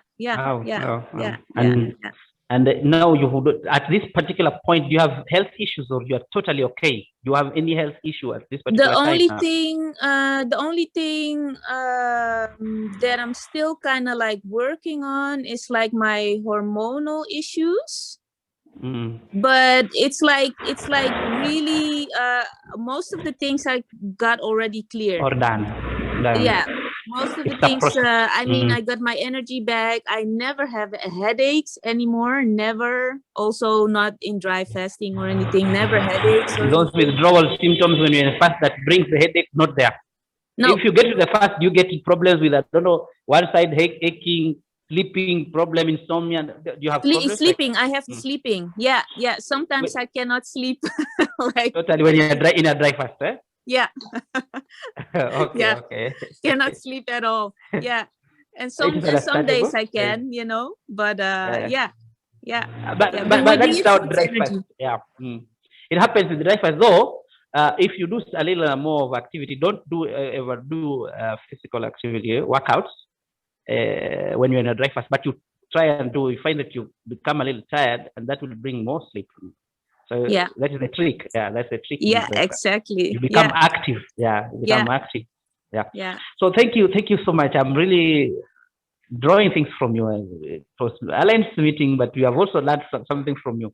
Alan, I don't know. Do you have any reaction to this? Maybe I want to ask something else. Sure. I wanted to talk about when you were saying, yeah, we're told what to think, and a lot, it's become to the point where, a lot of us, we don't want to do anymore. We don't want to put time. We don't have the time anymore. We're working 9 to 5. We're busy. We have kids. We got to do this. We got to pay bills. Now, instead of researching and looking into things, people want to be like, hey, you give me the information. Let me watch CNN. They'll give me the information. They'll tell me how to think. The doctors will tell me what to think. I don't want to read into legal things, so I hire a lawyer, right? We want other people to think for us, and we pay other people to think for us. And that became like what you were saying, like capitalism, where they're making money off of thinking for them. And I think it's like evilly genius system that this world we live in. We're evil genius, but evil. Very, very evil. And what Shireen was saying earlier, where when she's dry fasting and eating fruits, and because fruits really hydrate you to another level, that she doesn't feel any dry mouth. I totally agree. Usually when I come to Japan, and Japan gets really dried compared to where I used to live. I lived on a tropical island. When I come to Japan, or when I go to the United States, like Texas, I get really chapped lips. I get really dry lips, and it hurts. But this year, or this 1 year since I've been a Fruitarian, never have I had to put on lip. I almost said lip gloss. I hope I never put on lip gloss, but lip balm, yes. And it's hydrating to another level. That's why I was able to like go 2 months. I've never felt thirsty, and I was able to go months without water. And then finally it's like, maybe I should drink water. And I did a YouTube, Facebook Live, and I felt like a lot of people came and watched me just to drink water. And I was like, oh wow, this is great. And then I want to go back to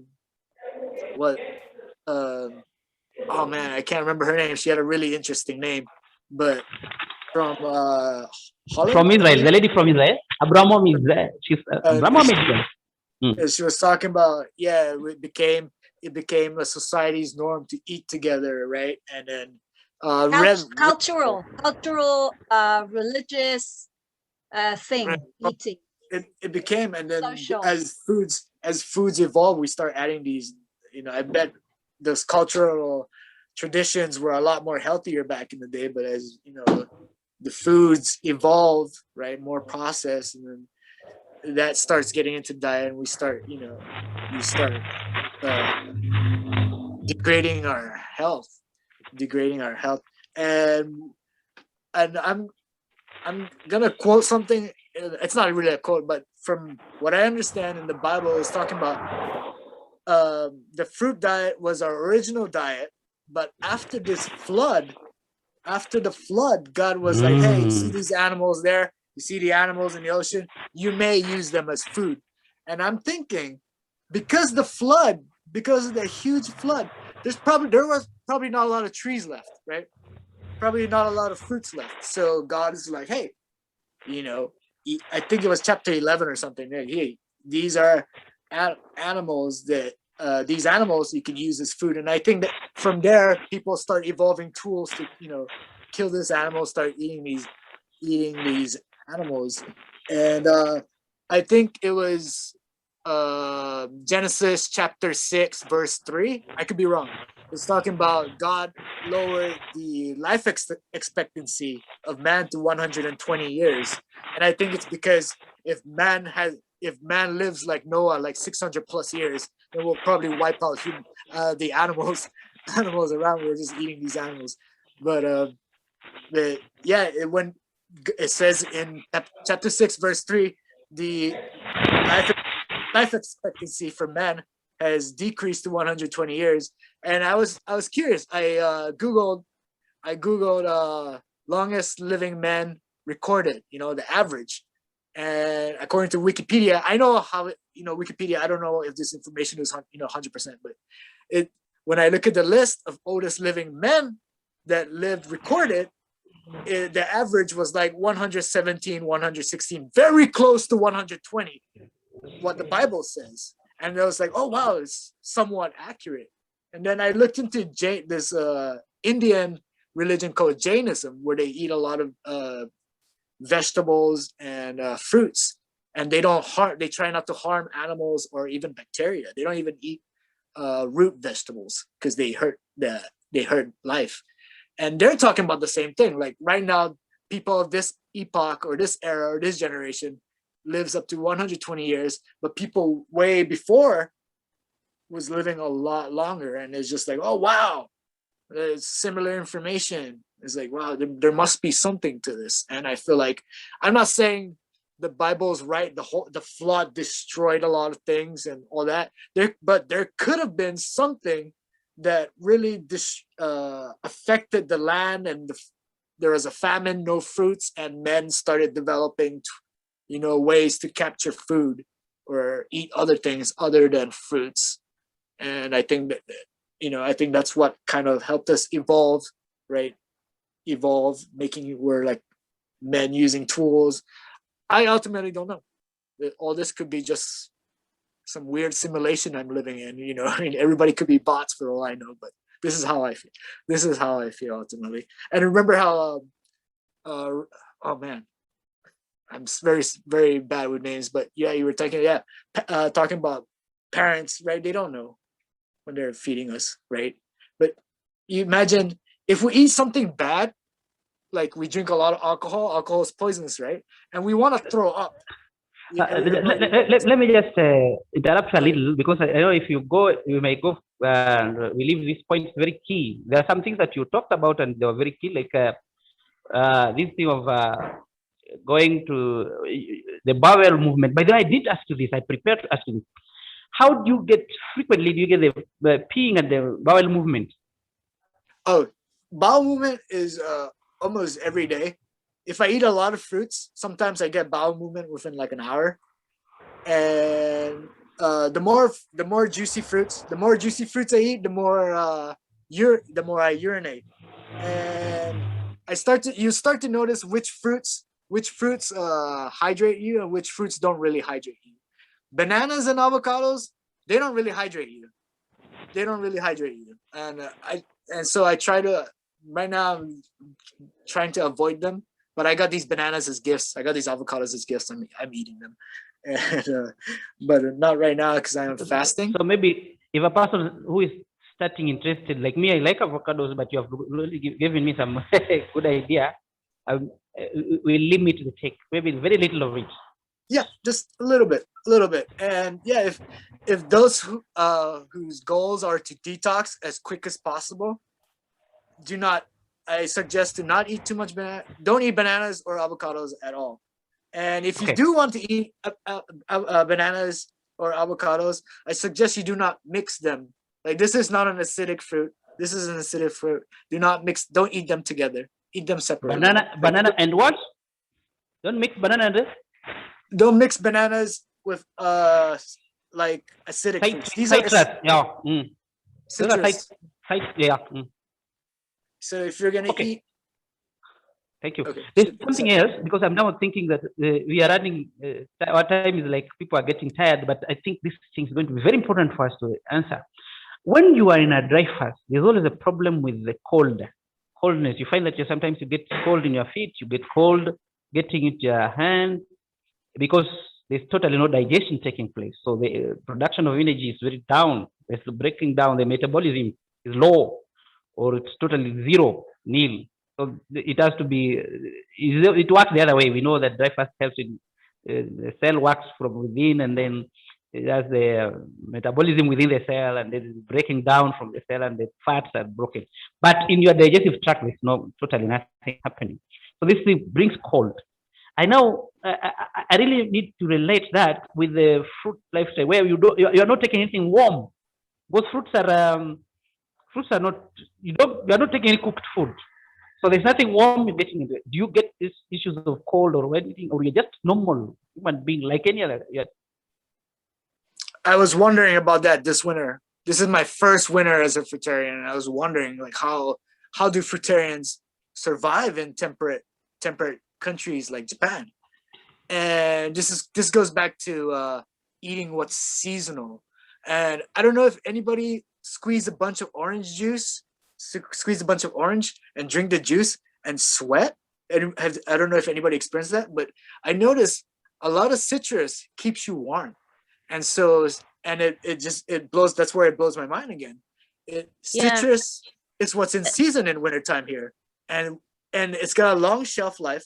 So when we hibernate in our house, we have a long shelf life citrus that keeps us warm and gives us that, electricity, that energy. Yeah, and also it's your thyroid, Your thyroid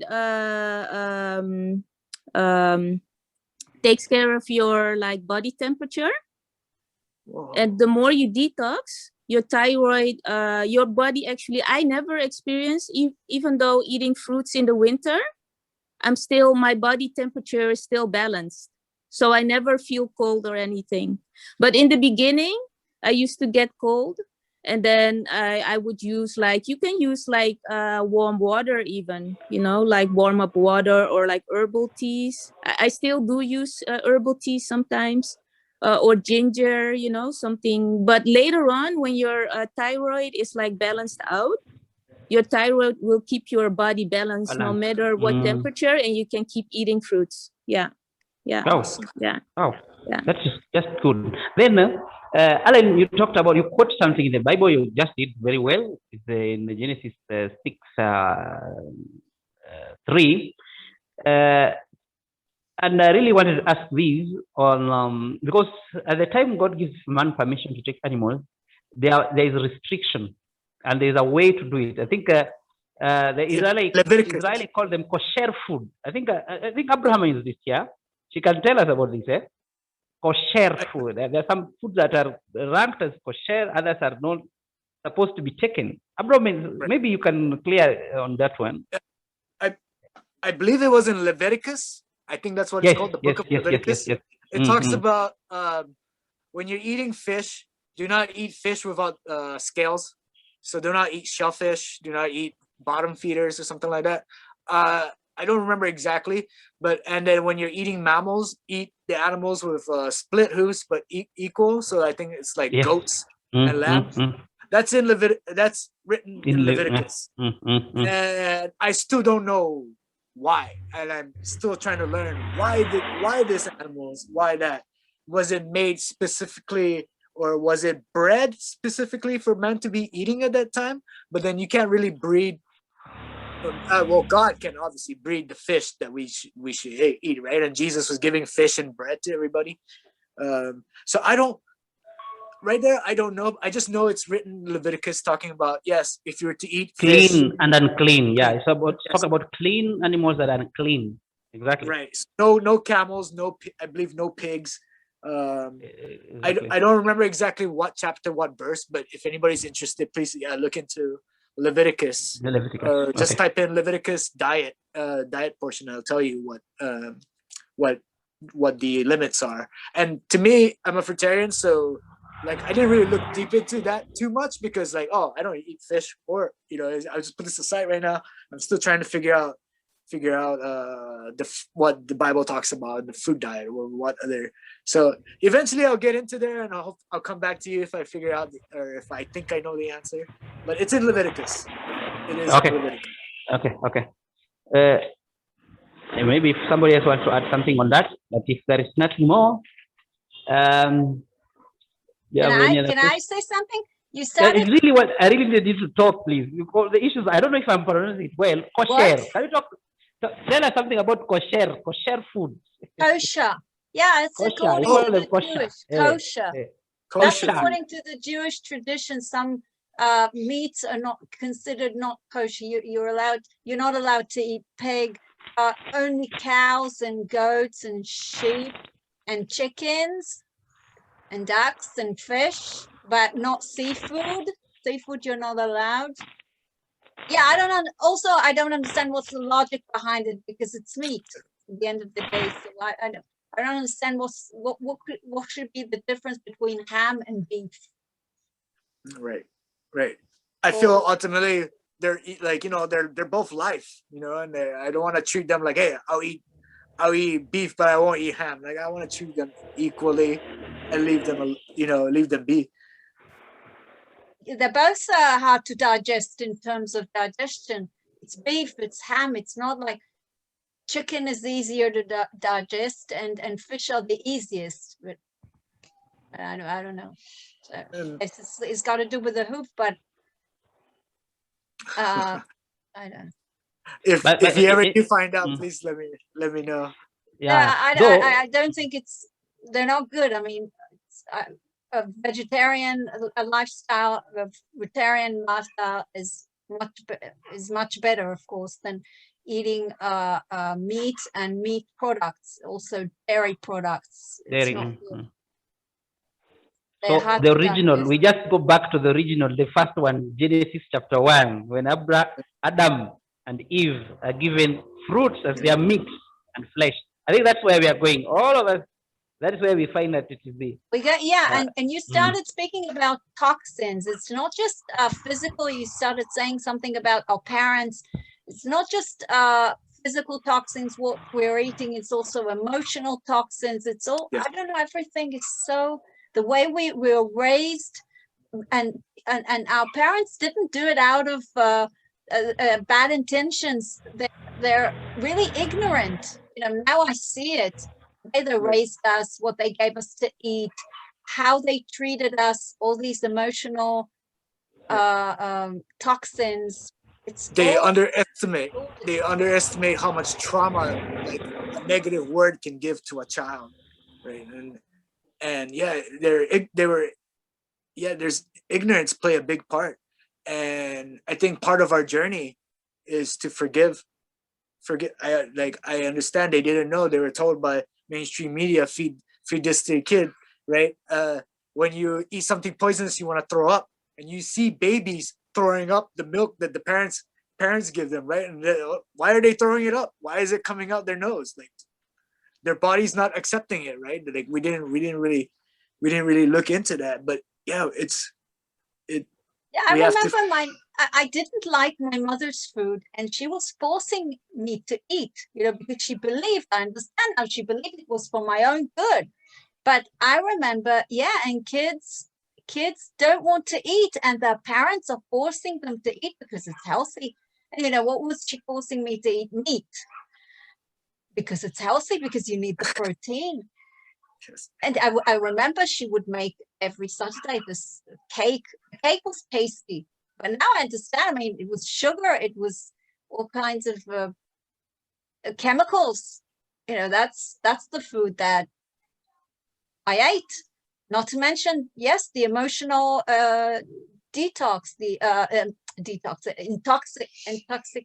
intoxication, the emotional all the way they treated kids, you know, impatience and not love, not warmth.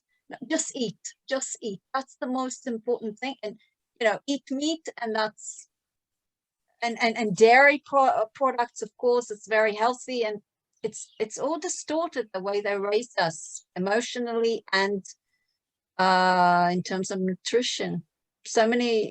So all your life is just, you know, you detoxing and all these negative things coming at you, and you just trying to detox it off. And it's like, their parents are probably treated them the same way, and they probably think it's normal, and they treated us the same way. But inheritance. It is something that came from generation, another generation took it from there. There's nobody who allowed to come and the way we have now done. Hey, stop! Something is not in order here. Because, by the way, something is not in order with all these medicines we have in the worldwide. We still have too many people dying of cancer. Have you gotten the statistics of the cancer, people dying of cancer in this world? The more medication you have, the more people die. The more people are sick. The bigger the hospitals are, the more doctors you have, the more technology you have, more people are sick and more people are dying. And psychiatric cases, and it's just all distorted. They're in the wrong direction. So we have just to bring it strong and bold. Something is wrong, and we have an answer, because we are talking the truth. One time here, we had the person who, can I call her name? He did 14-day dry fast, and breast cancer disappeared. gone, never come, never resurfaced again. So we have a solution. We have got something that everybody. This is a message that has to go to the ends of the world, everywhere. There's something new. There's something that is a solution to this thing, and it's cheap. It's actually not cheap even.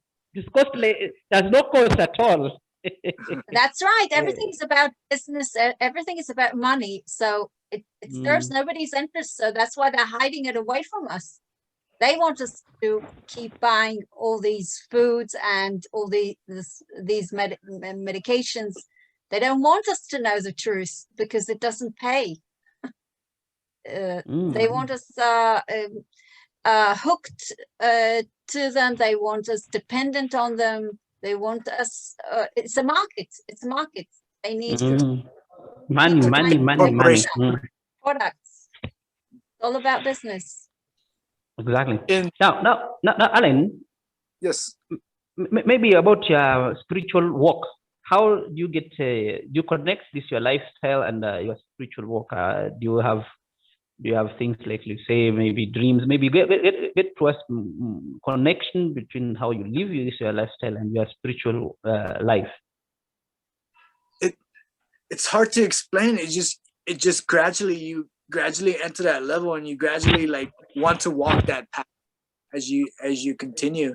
And like I said, as I stop paying, stop believing, putting my 100% into science, and start looking into spiritual texts like the Bible and the Bhagavad Gita, you start, or at least I have through my experience, I just start going that way. And when you start to understand like what's going on in the world, you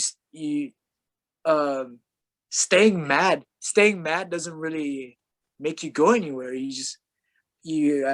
Just the wanting to forgive just brings you to another level. And I feel like a lot of these, there's methods that will help you take it there, and fasting is one of them. Meditation. I started getting into yoga, but the reason why I went to get into yoga is because I wanted to be in a posture, the lotus posture, just so I could meditate. And getting a lot of sun, getting a lot of fresh air, and appreciating nature, and then you just connecting with nature makes you realize that we might be going a wrong, incorrect path, and so that's how it. I don't know how to explain. It's just like it just got me onto that path from being just an asshole atheist to and I think it all depends on everybody's journey. I think everything, all the bad things that happened to me, my parents giving me this negative energy, affecting me, giving me trauma, all this being obese, giving me trauma from all this toxins coming, whether it be physical toxins or mental toxins, for toxins from different realms.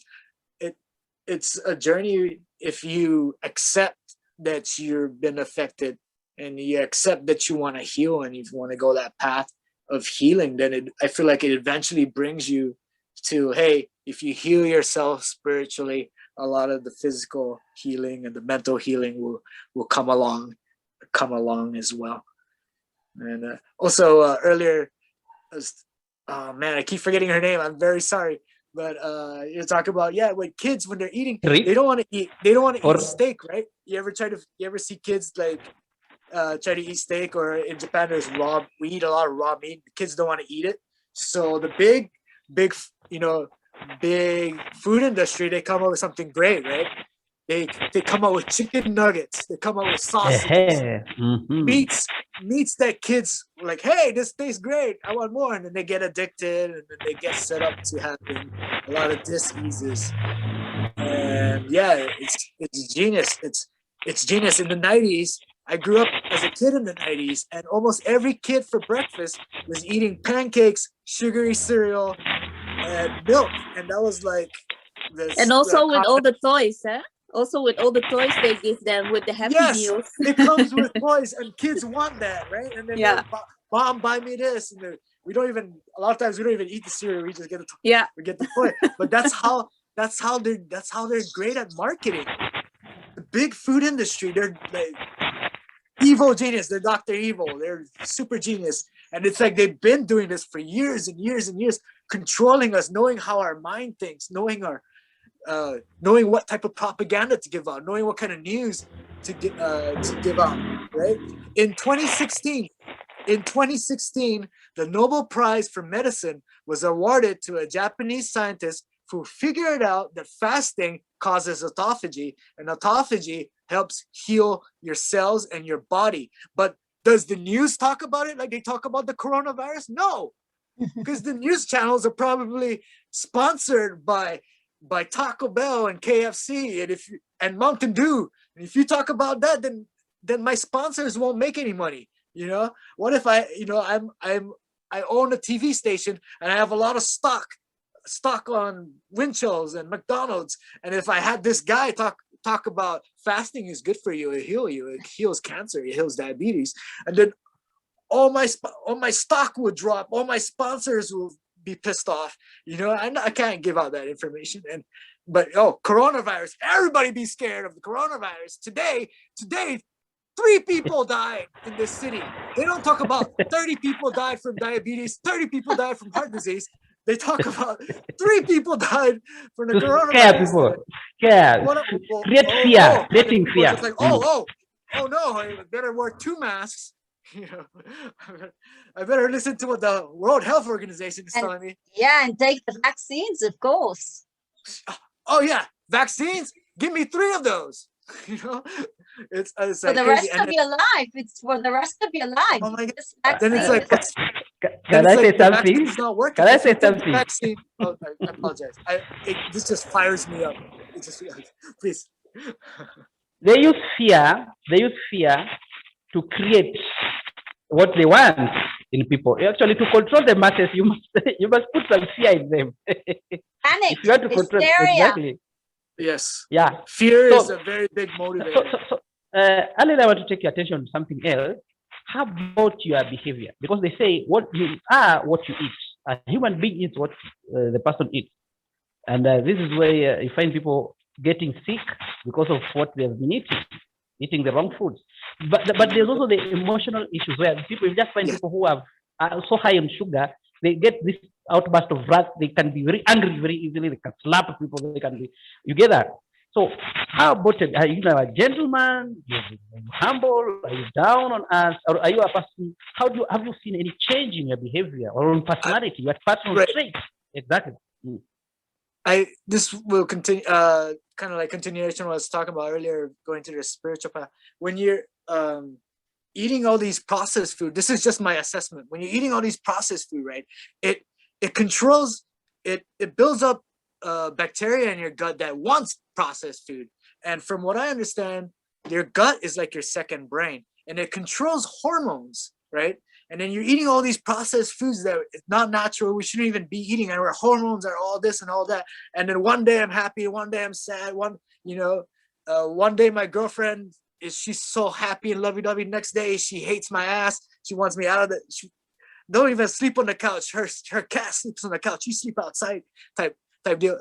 I feel like ultimately, the hormones is what's affecting us, and I feel like the foods that we're eating affects our hormones. It's not just. And the diseases, maybe, 100%, it's probably not coming from the diet. It's also coming from emotion and all these stress that's coming in, and we hold it in, right? And it becomes a tumor, it becomes a cancer. Our hate, my brother, stabbed my back a long time ago. I have not forgotten it. I forgive him for that. Never. My mother force feed me milk. I'll never forget that. And it just builds up and builds up. And I feel like if that becomes cancer, becomes disease, that becomes hate. And part of my journey is to try to forgive everything and live free. And my only hope is that whoever I did wrong, all the people that I did wrong, that they forgive me too. I don't know how many people I did wrong. And I feel like I can't just apologize to every single one that I meet. It's I feel like ultimately, yes, the hormones and your gut bacteria also helps your mood and emotions. So I'm thinking that plays in hormones. So if you're eating the It affects crappiest your foods, brain. It affects your brain. It affects your mood. It affects your way of thinking, awareness, everything, intuition, affects everything. You know, it's just about food, but then everything changes. Your brain, Definitely. when your brain detoxes, a lot of channels open up, and it affects you, the way you feel. You're not stressed. You're not panicked, anxious, depression. It's all, yeah, it affects everything. It's amazing. You know, you think it's just about food, but actually it affects all your being. So, yes. So basically, what are you eating today? Like, what is today? Today I'm thinking I'm gonna fast for the rest of the day. I might fast. I'm in this. I just got invited to this Facebook group where they're starting their 7-day fast tonight, March 20th, spring equinox. So they want to fast for 7 days, and so I'm gonna try it out with them. But usually, I could eat a lot. I don't really count. I just keep eating within an 8 to 10 hour window until I'm full or satisfied. So I could probably eat like 12 avocados, like like 5 bananas, eat a bunch of citruses until I'm full, and then I maybe wait an hour or two before you go. I suggest you wait an hour or two before you go to sleep. Sometimes I'm like a pig. I just eat a bunch and then I lay down like and then I go to sleep. But I suggest let your body work on it a little bit, and then and I hear when you fast, your dreams are a lot more lucid, and they are. And from what I hear, it's because when you fast, DMT is released more, and then this chemical from your pineal gland, or even from your lungs. DMT is released from your lungs apparently, and so imagine breathing like Breatharians. It's important to feel that state of consciousness, right? Because your lungs are working. Dimethyltryptamine is coming from your lungs. Dimethyltryptamine is coming from your brain. And like you said, when we fast and when we detox, all these channels open up, and now the whole engine is clean, and now we're running cleanly like we should, like our potential, right? So, and could you speak about the DMT? What exactly is it? DMT, dimethyltryptamine, from what I understand, is this chemical that comes out of your brain, usually when you're about to die, and then it causes, it's like a psychedelic. It causes the hallucination. I'm just saying hallucination quote, where we go through that white light effect. We see our life go past us. We enter a different realm. We see the life after death, and apparently shamans in South America, they drink this ayahuasca, this tea, which has DMT in it, and then they enter different spiritual realms, and they talk to their ancestors, and they get their advice, and then they come back. So yeah, I was gonna say about that. Yeah, because I've experienced ayahuasca too, and it's like so DMT is like especially ayahuasca is like a medicine for your consciousness. It makes you more aware, and so it really helps with and I think when you're on a fruitarian lifestyle, or even dry fasting, and stuff like that, and that creates the DMT, and that's why all of a sudden you get like really clear on where stuff is coming from. Like you suddenly just get it. And so it's really great. I used it to work on emotional stuff and stuff I went through in my youth, and it's a really really good stuff. Yeah. Awesome. Where did you say you get it from? You can get it naturally if you clean up and live a... I believe so. I think ayahuasca and other herbs are there to help us get or experience that stage. But I think in the end, I think we shouldn't be dependent upon them, and try to because I think we can get it from a natural state. Right. I believe. Yeah. I believe too that we can enter that DMT state from conscious breathing and meditating. And I think that's the best way, is to do it naturally. Yeah. Ayahuasca and DMT in California, you could smoke. There's a crystallized form of DMT that you could.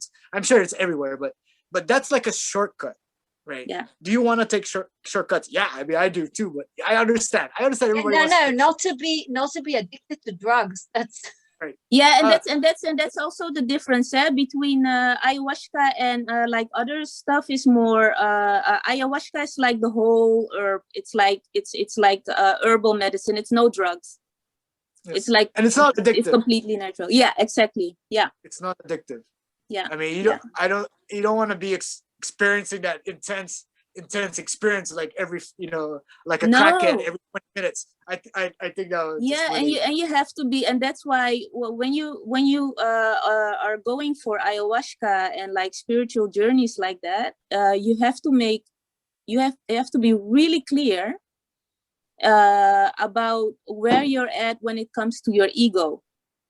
If you have a big ego, you can get yourself hurt, because you're gonna get too much information in one time. And a lot of people also gotten like crazy and like, in like stuck in their trip, and they it's too much, it can get overwhelming. Yeah. Bad trip. Yeah. I had that. So I mean, I'd like to know, if you can have it naturally done, at the right amount, not from drugs or from external, and to have this possibility to have this state of mind all the time, not just. I mean, you can reach this level. Yeah, it's amazing. I'm experiencing it myself, and I still know there's a way to.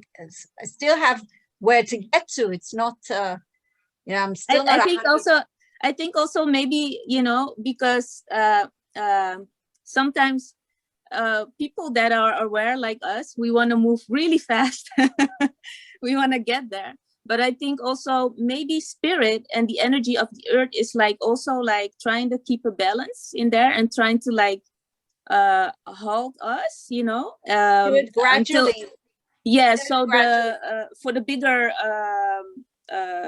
bigger picture, it's better for us to not be there yet. And so maybe when the energy is like higher up on earth and the time is there, I think it will happen naturally. Yeah, I think we all know what we're talking about because we are experiencing these things. And when I talk to other people, they don't know what I'm talking about because they haven't been there. They have to experience it in order to understand it and really, really enjoy it. That's the thing. The biggest thing is, I want people to experience it, but the system is giving us fear of fasting, giving us fear of the fruitarianism. And great thing about ego, I wanted to talk about ego a little bit, but before I get into it, I want to finish what you were talking about, like what I eat in a day. And for those who are detoxing for those who are doing it for detox and weight loss reasons, I think the best way is to juice your fruits using a masticating juicer, and it'll digest faster and it'll help you detox faster, just like a water fast, but with fruit juice. And when I juiced for about 19 days within my 376 days of this diet, and I get full with just 1 liter of juice, and that's all I eat, just once a day, just one liter cup of juice, and that was good. And I was still able to fast for a day or more and still do my workouts and activities.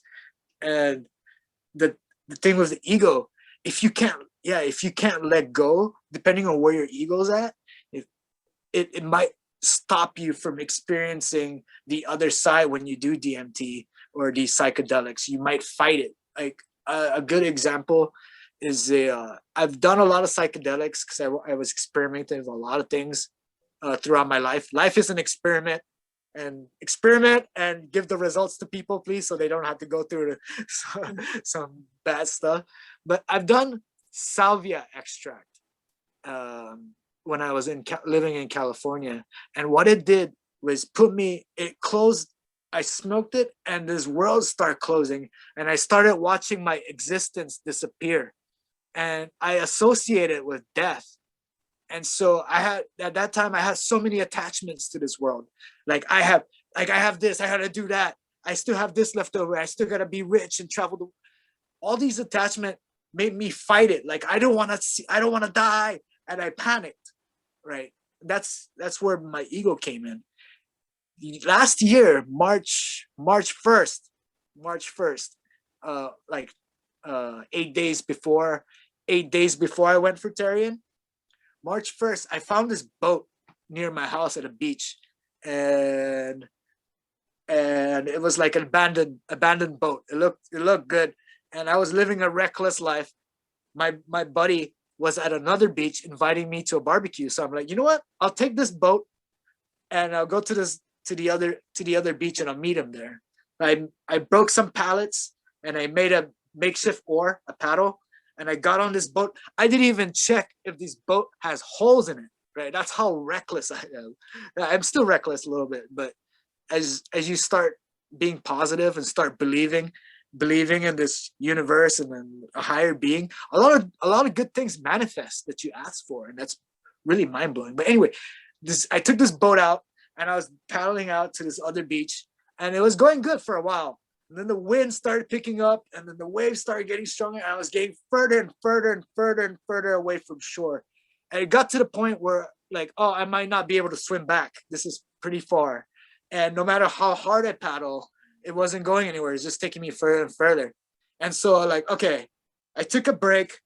I put my paddle down, and I looked down at the boat, and I realized there's holes in the boat, and there's water coming in. There's water coming into the boat. And right there, usually people will panic. If I panic, I'll probably jump off the boat and try to swim back and probably lost my life.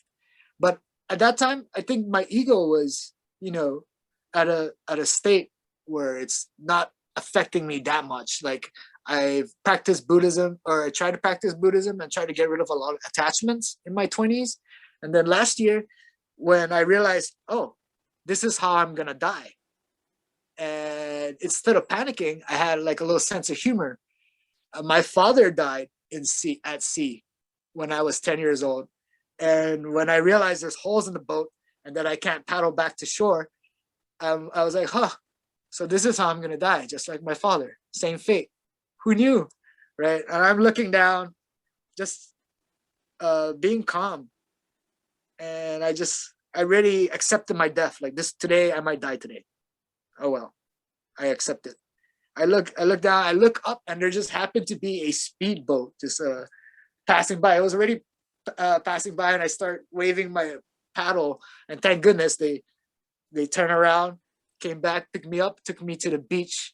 So quick shout out to Jesse Taitano from Saipan for saving my life. Jesse Taitano and family, thank you very much. If that didn't happen, I wouldn't be here right now.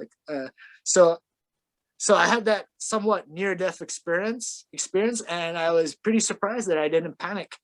And 1 week later, I woke up that morning and I started eating fruits. And 376 days later, I'm still just eating fruits and trying to level up and ascend one day and help others ascend. And that's my story about realizing where I was, where my level of ego was.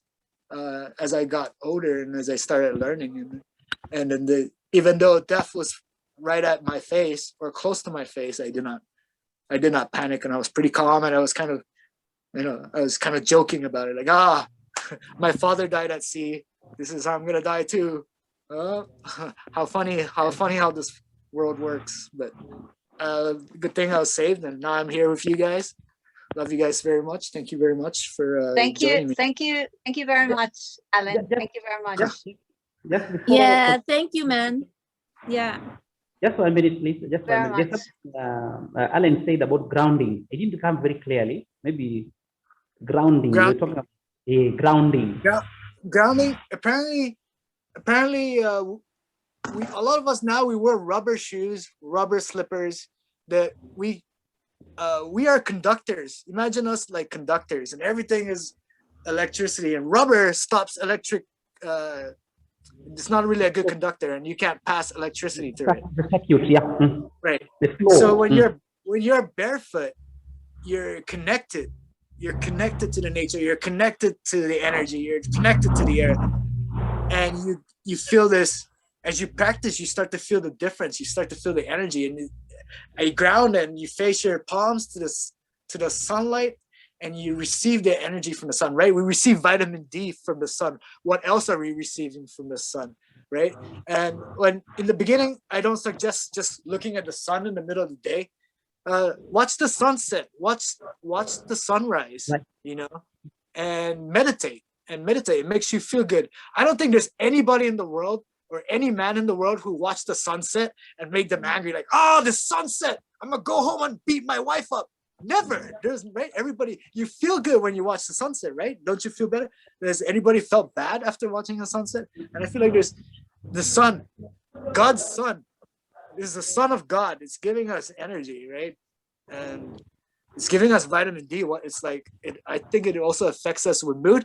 And I think from what I heard, melatonin levels. So if we expose ourselves to the sun during the day, our circadian rhythm, our clock, our natural clock kind of balance itself, and it knows when to sleep at night and work during the day, and it balance itself. So if you're working like a graveyard shift where you work midnight to early in the morning and don't really get that sun, I feel like people get more sick that way. Like people don't, like, you know, they're not I feel like they can't be 100%. I'm not saying all of them can't be 100%. Maybe there is a way, but I feel like ultimately, yeah, we have that connection with the sun as well, not just nature and trees. The sun gives us vitamin D, gives us energy. I mean, look at solar. Look at the solar panels. They get energy from the sun and convert it to electricity, right? We are all conductors. We're all energy balls. Imagine us as all thumb drive, getting all information, right? And we give out information. And grounding is one of the things that I've tried to do a lot when meditating. So at the time you are barefoot, do you walk or you stand at a position and you stay there for maybe some minutes or some hours? Because this is first, I'm hearing about grounding for the first time. Yes, when I meditate, I stay in one place. But yeah, you can walk. You can walk and ground and get yourself used to it first by walking, right? We depend on shoes so much. The bottom of our feet became so weak and very sensitive. And I get, you know, I'm sure our ancestors naturally, the bottom of our feet is really, really strong. They can walk, you know, right? Like a sole. It was like a sole of a shoe. I think you have cleared it, and it must be a natural ground, not this cemented floors and this kind of. You have to be, yeah. I suggest natural ground. I don't know about cement. I haven't really grounded myself to cement to see if there's really any different versus nature, but I do suggest nature. And I think ultimately, like, it's something that please test it out, and if anybody come out with results saying cement works too, then please let me know. And I think cement might work because it used to be like dirt, right? And it's not made out of rubber, it's not made out of plastic. It conducts electricity, I think. I'm not too familiar. If anybody knows, anybody out there listening, if they know the answer, please butt in, let me know. I just suggest nature most of the time. I know if we live in like New York, we live in Tokyo, it might be hard to find a lot of nature that we can ground on. But if we do, yeah, you don't have to walk, just stand there, meditate, you know, breathe, be conscious of your breathing. I think that's one thing we underestimate. Like, yeah, we've been breathing all our lives, but I feel like we don't know, like, ultimately how to breathe in different methods. Like, if anybody heard of Wim Hof, he works his breathing and he can live and he can hang out in very cold areas without like any clothes on. Just controlling his breathing, control his body's temperature. And so, like, oh wow, breathing is very important. Breathing can affect your body in so many ways that we can't even imagine. Probably breathing can affect your brain, right? It helps release that DMT, and then you feel that great happiness. You feel that state of consciousness of peace and happiness. Okay. And lastly, maybe on my side as we conclude, because everybody is saying bye bye. I think I just have other things here. There are no supplements, no minerals, no. You only use raw fruits, because that has to come very clearly. Yes, the very first thing that I was worrying about was vitamin B12, and I've looked through so many YouTube videos of people talking about vitamin B12. I looked through all these, what vegans say, what science is saying on Google. I looked through all, and one day it was just like, you know what? I put my trust in the higher being, and I'm gonna do it without supplements. And here I am, fine. Wow. I feel fine. 1 year later. 1 year later, still fine. Healthier no than the way you deficiency. started. Yeah, healthier than I was before. And Wow. I think the vitamins industry is one of those, is ultimately connected with big pharma. It's a corporation. It's making a lot of money off of people, right? And people want that magical pill that, oh, if I take this, I'll feel fine. It's a shortcut. People want shortcut, and so people want the pills that will help them feel better. You know, instead of working on their immune system, they want that shortcut. And so, right, and then we're like brainwashed that we need to take these multivitamins. We need to take these Flintstone vitamins when we're kids. Like, why don't you just feed us the food that will give us the nutrients? Why are we eating this unnatural foods? And your body is not used to processing these unnatural foods. It's designed to process natural foods. And so I feel like ultimately the multivitamins we're taking don't really have much effect. It's all placebo. Our mind is so powerful that we think that if this pill is gonna cure us, it might end up curing you, right? Because your brain is so powerful, thinking this vitamin is gonna, make a lot of difference. I believe it. Your mind is so powerful that it makes you feel better, right? It might be placebo. All of this might be placebo. Thank you so much. I hope there's nobody else who has any question or anything else. If somebody has anything to say, because I want to make a summary of what he has just told us today, then we close the meeting. Or maybe a recommendation, or maybe thanking him. Hi, hello again. Just so you're basically eating juicing fruit, citrus fruit, and you say you sometimes eat avocados and bananas. Yes. I have an avocado addiction, and I'm trying to beat it. I was all cocky when I first beat cooked food addiction. I was like, look, I beat cooked food addiction, but little did I know, even avocados is super addicting. And it reminds me of comfort foods. Like sometimes it tastes like cooked foods, the way the way it ripens up. And I think that's what triggers me to be. Because it's thicker. And I think I'm addicted to tomatoes. There's cherry tomatoes, the small ones, the just like salty and yeah, you get addicted to fruit and vegetables. It is, especially like onions. Now, like when I tell people my cheat meal, I'll have a salad with onions because it reminds me of the comfort food I had back in the day. Onions and garlic, just for the spices. It's hard to, just like I'm saying, trying to salt and spices. I feel it's getting better. You're used to these strong tastes, very sweet, very spiced, very salted.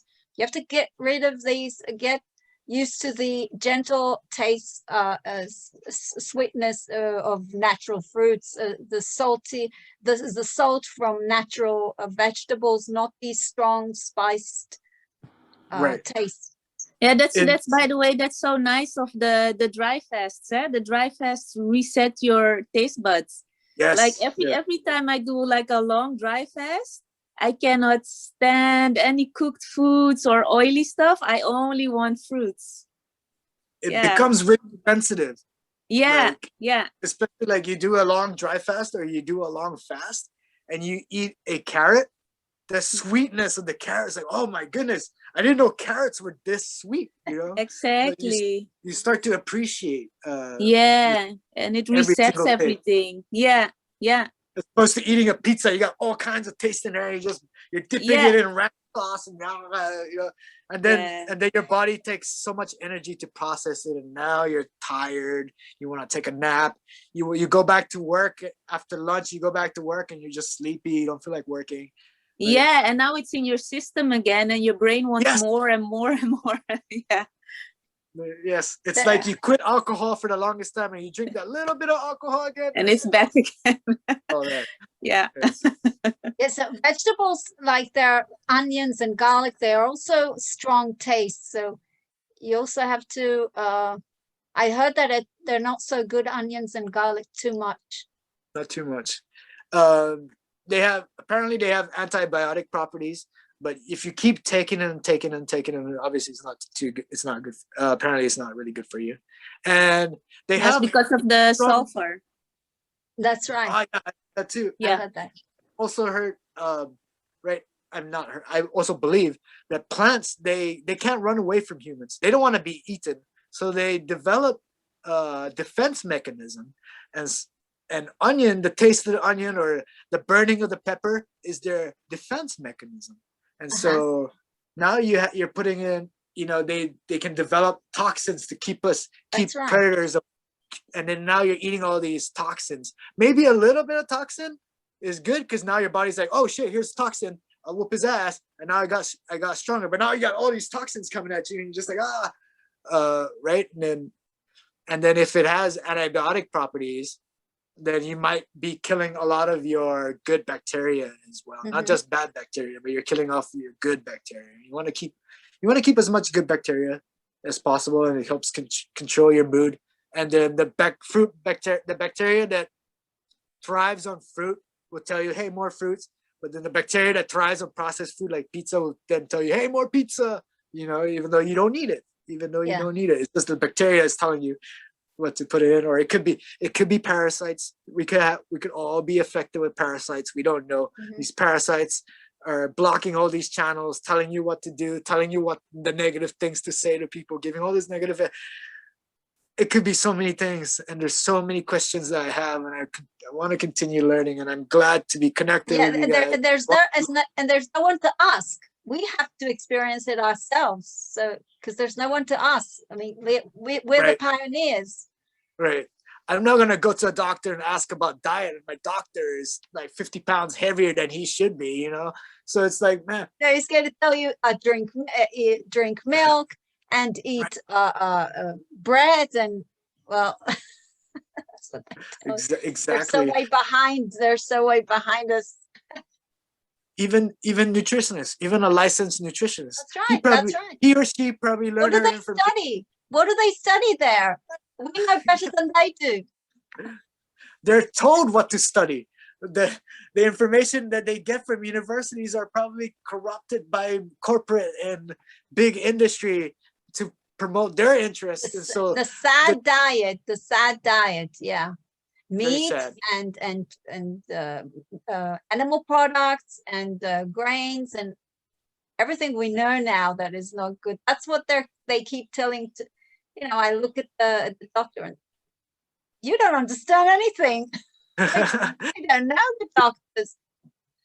God bless them, but yeah, sometimes we can't depend on them.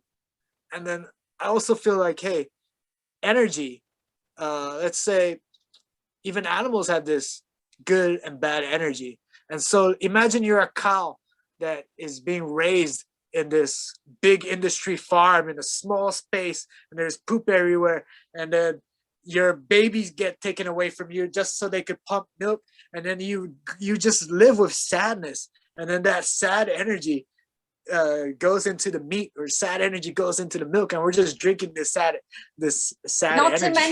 Not to mention the infections, the antibiotics. Yes, they're not natural. Those farm raised cows and pigs and animals, they're not natural anymore. They're like been getting affected by chemicals and food that's not natural. Hormones, and they're infected because they're milking them all the time, and they have all these infections and antibiotics, and everything goes into the milk and all the dairy products that people eat. They're full of you know what? Also with the karma behind it, because we only eat animals because they do all the work for us, because they eat their natural diet. And Right. so they get all their nutrients in, and then because we are not eating our natural diet, now we're eating the animals because they are doing it for us, so we can have our like false, So second, third Yeah. hand. It's Yeah. not first hand energy, pure energy. It's contaminated with a lot of things. And Yeah. I have a story about that. I have a friend who just had a baby, and I think I was explaining to her as she was pregnant, but she mentioned that she doesn't want to go on a vegan diet because her doctor says she needs the protein to give to her baby. And in my head, I'm thinking these are the same people who give their kids cow milk. And what do cows eat? They're not eating other meats, and they're able to give the nutrition to the kids that to your kids. Like they're vegans. Cows are vegans, and you don't want to be vegan to breastfeed your kid. Also, I came up with a theory. I came up with a theory that when I eat a lot of avocados, I store a lot more fat depending on how much I eat. And this could be because it's winter time and my body's just fattening up for winter. I don't know. But if avocados do help increase fat for everybody by eating lots, then I'm thinking, from what I understand, human breast milk has more fat content than any other mammal's breast milk. And so maybe having lots of fats for mothers or pregnant mothers might be good, because then they could convert that fat for their child, and I could be wrong, but right, I think that's probably why females have more estrogen, and the estrogen helps contain fat so that they could it'll be easier for them to Yeah, you could be right. That you could be right, because breast milk has like really little protein, they say, and like more fat. Yeah. Fat. And so like, if breastfeeding mothers are worried about not getting enough nutrients in their breast milk for their kids, then maybe eat more fruits or add a little bit more yeah, fat to and that. I think also that's why and Dr. Morse also says it, like Dr. Morse also he always teaches when mothers cannot for any reason give breast milk, that they can use coconut milk to breastfeed or to feed their babies. So, and that's also more fatty. So yeah, I think that's yeah. I think that's a better idea than giving them powdered formula made out of like yeah. It's just nature is always better. Yeah, nature always wins.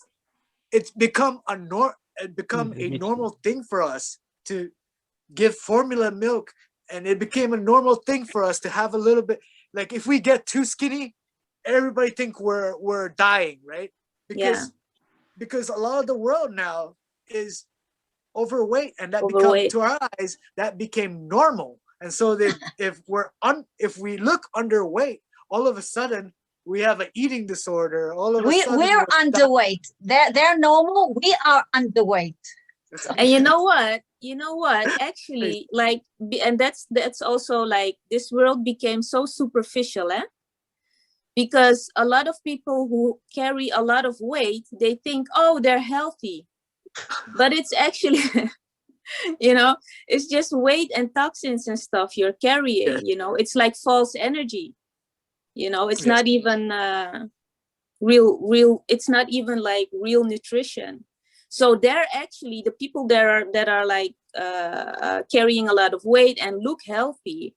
They're actually not. They're actually malnourished. Like yeah.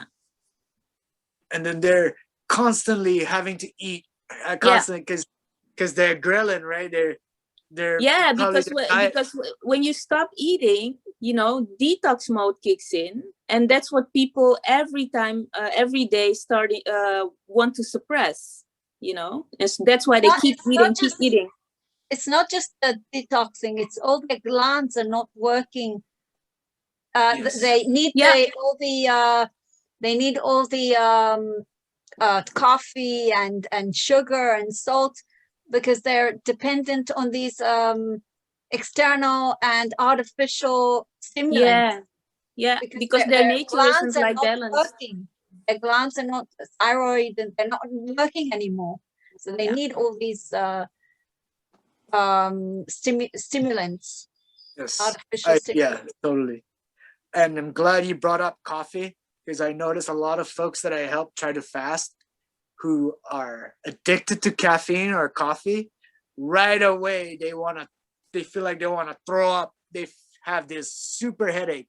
So from what I heard, coffee is really bad for your gut and really addictive. And so for people who want to go into this fruitarian diet or fasting, the coffee drinkers, the cigarette smokers might go through a lot of detoxing. The detox effect, right? And my advice is to go your pace, and remember that this is not because you're dying. You are detoxing out the toxins, and you're going through withdrawals. I can't say that word.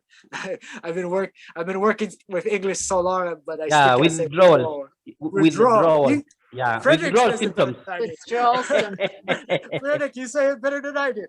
But yeah, apparently the coffee withdrawal is one of the hardest things. And imagine, coffee is very accepted socially. It's a accepted drugs that even kids can go to Starbucks and drink and start their addiction early. And so boom, the big food industry and big medical and big pharma industry just got you right in the balls, or right in the leg, got you with that coffee. And now but it's not impossible to quit, right? But some people are able to quit cigarettes easily. Some people are a little prone to having a harder time. I believe you can do it. It's all in the mind. Mind is so powerful that if you really dedicate yourself, if you really believe you can do it, then it's gonna sound cliche, but if you believe, then you achieve. And it's not impossible. Your mind is very powerful, and once you start realizing how powerful your mind is, it'll blow your mind how much good things you can manifest for yourself. Like I didn't go out and make my YouTube channel.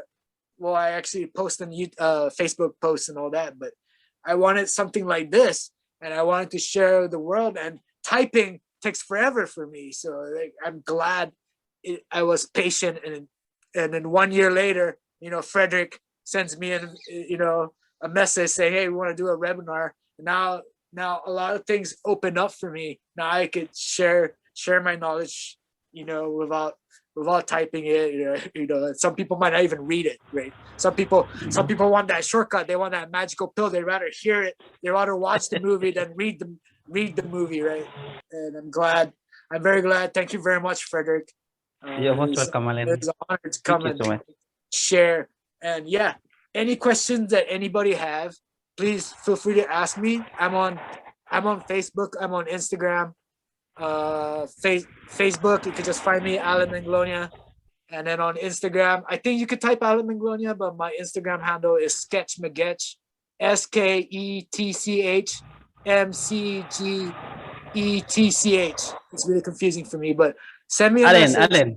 Alan, don't worry. I'm going to put all your details there. I'm going to take your links. Awesome. I'm going to put the direct links into your Instagram, into your page, or below the video, because you're going to be in a YouTube video. This awesome. Video, this is going to be in the YouTube. So under the video, we're going to put those details on how people can contact you. If you even want somebody wants to contact you through email, if you feel so, we're going to put it there. Awesome. Exactly. All of them. Thank you. All of them. Thank you very much. Instagram, Facebook, and share this with the world. Yeah. It's going to reach the rest of the world. And most important, I said, I was just going to conclude this. One thing you said that nobody else has told us, the whole world, where you grow your own fruits, you eat them, and the tomato experience that you had, tomatoes, what happened that then you did what? How do you call it now? You swallow the seeds. Came out, again they grew. Yes. or Isn't anything that like that. beautiful? So thank you so much. Isn't that This beautiful? has been very involving. Yeah. And Shireen, thank you for coming, because you have made this, you have added the flowers, and Revital. It's called Revital Abramovich. I don't know how to pronounce the name, please. Can you tell me? Revital Abramovich. Yes, Very, Revital Revital Abramovich. Abramovich. Thank you. very Thank you so unique much. name. Yeah. So you people made this Pleasure. very, Yeah, very thank you involving, very very much. lively. Thank you very much. Thank You're you, most welcome. guys. This is my Thank you. Thank you. passion. Thank you for sharing Thank it. you. Yeah, you're most welcome. Thank you. So we have concluded our meeting today. Definitely would like to do this again. Maybe, Yeah. after time goes by, we'll come back and we'll update each other on new information that we learned. Exactly. Keep on learning, keep on leveling up. Yeah, definitely. Yeah. So we'll still do another one with time. And I think Alan needs to introduce you. We have a group. We have two groups. One headed by Eric, another one headed by me, but we work collectively. We work as one on a prolonged dry fast. This is a WhatsApp group. Yeah, and another one is on weekly fast. Eric manages a group on weekly fast. So that's where we get, actually, most of our people who are here are members of that group, or those two groups. So I don't know if maybe you may be interested in one. You can join any of the groups. Yes. If you interested. Please send me an invite. Please send me an invite. Okay. Thank you. Fasting is another thing that I'm really interested in, and I think it's something that it can really help people. Thank you. Open up these channels, right, and learn more, and open up to learn more, right? Okay. So thank you. Thank you so much. Beat that fear. Beat that fear. Just before you go, guys, Alan, you're a legend. I love you both from Ireland. All right. I was here for the first hour and a half, had to go, but here I'm back, bro. Really inspiring, bro. Really inspiring. Darren from Ireland. Thank you. Thank you so much. No worries, guys. Awesome. And thank you very, very much. Thank you. I was waiting for you, Eric. I was really waiting for you. No, I've been here. I was just muted because I had to do something else. But I'm here, so now we can officially end the webinar, and maybe we will make another one in the future. Thank you. Thank you very much. Bye.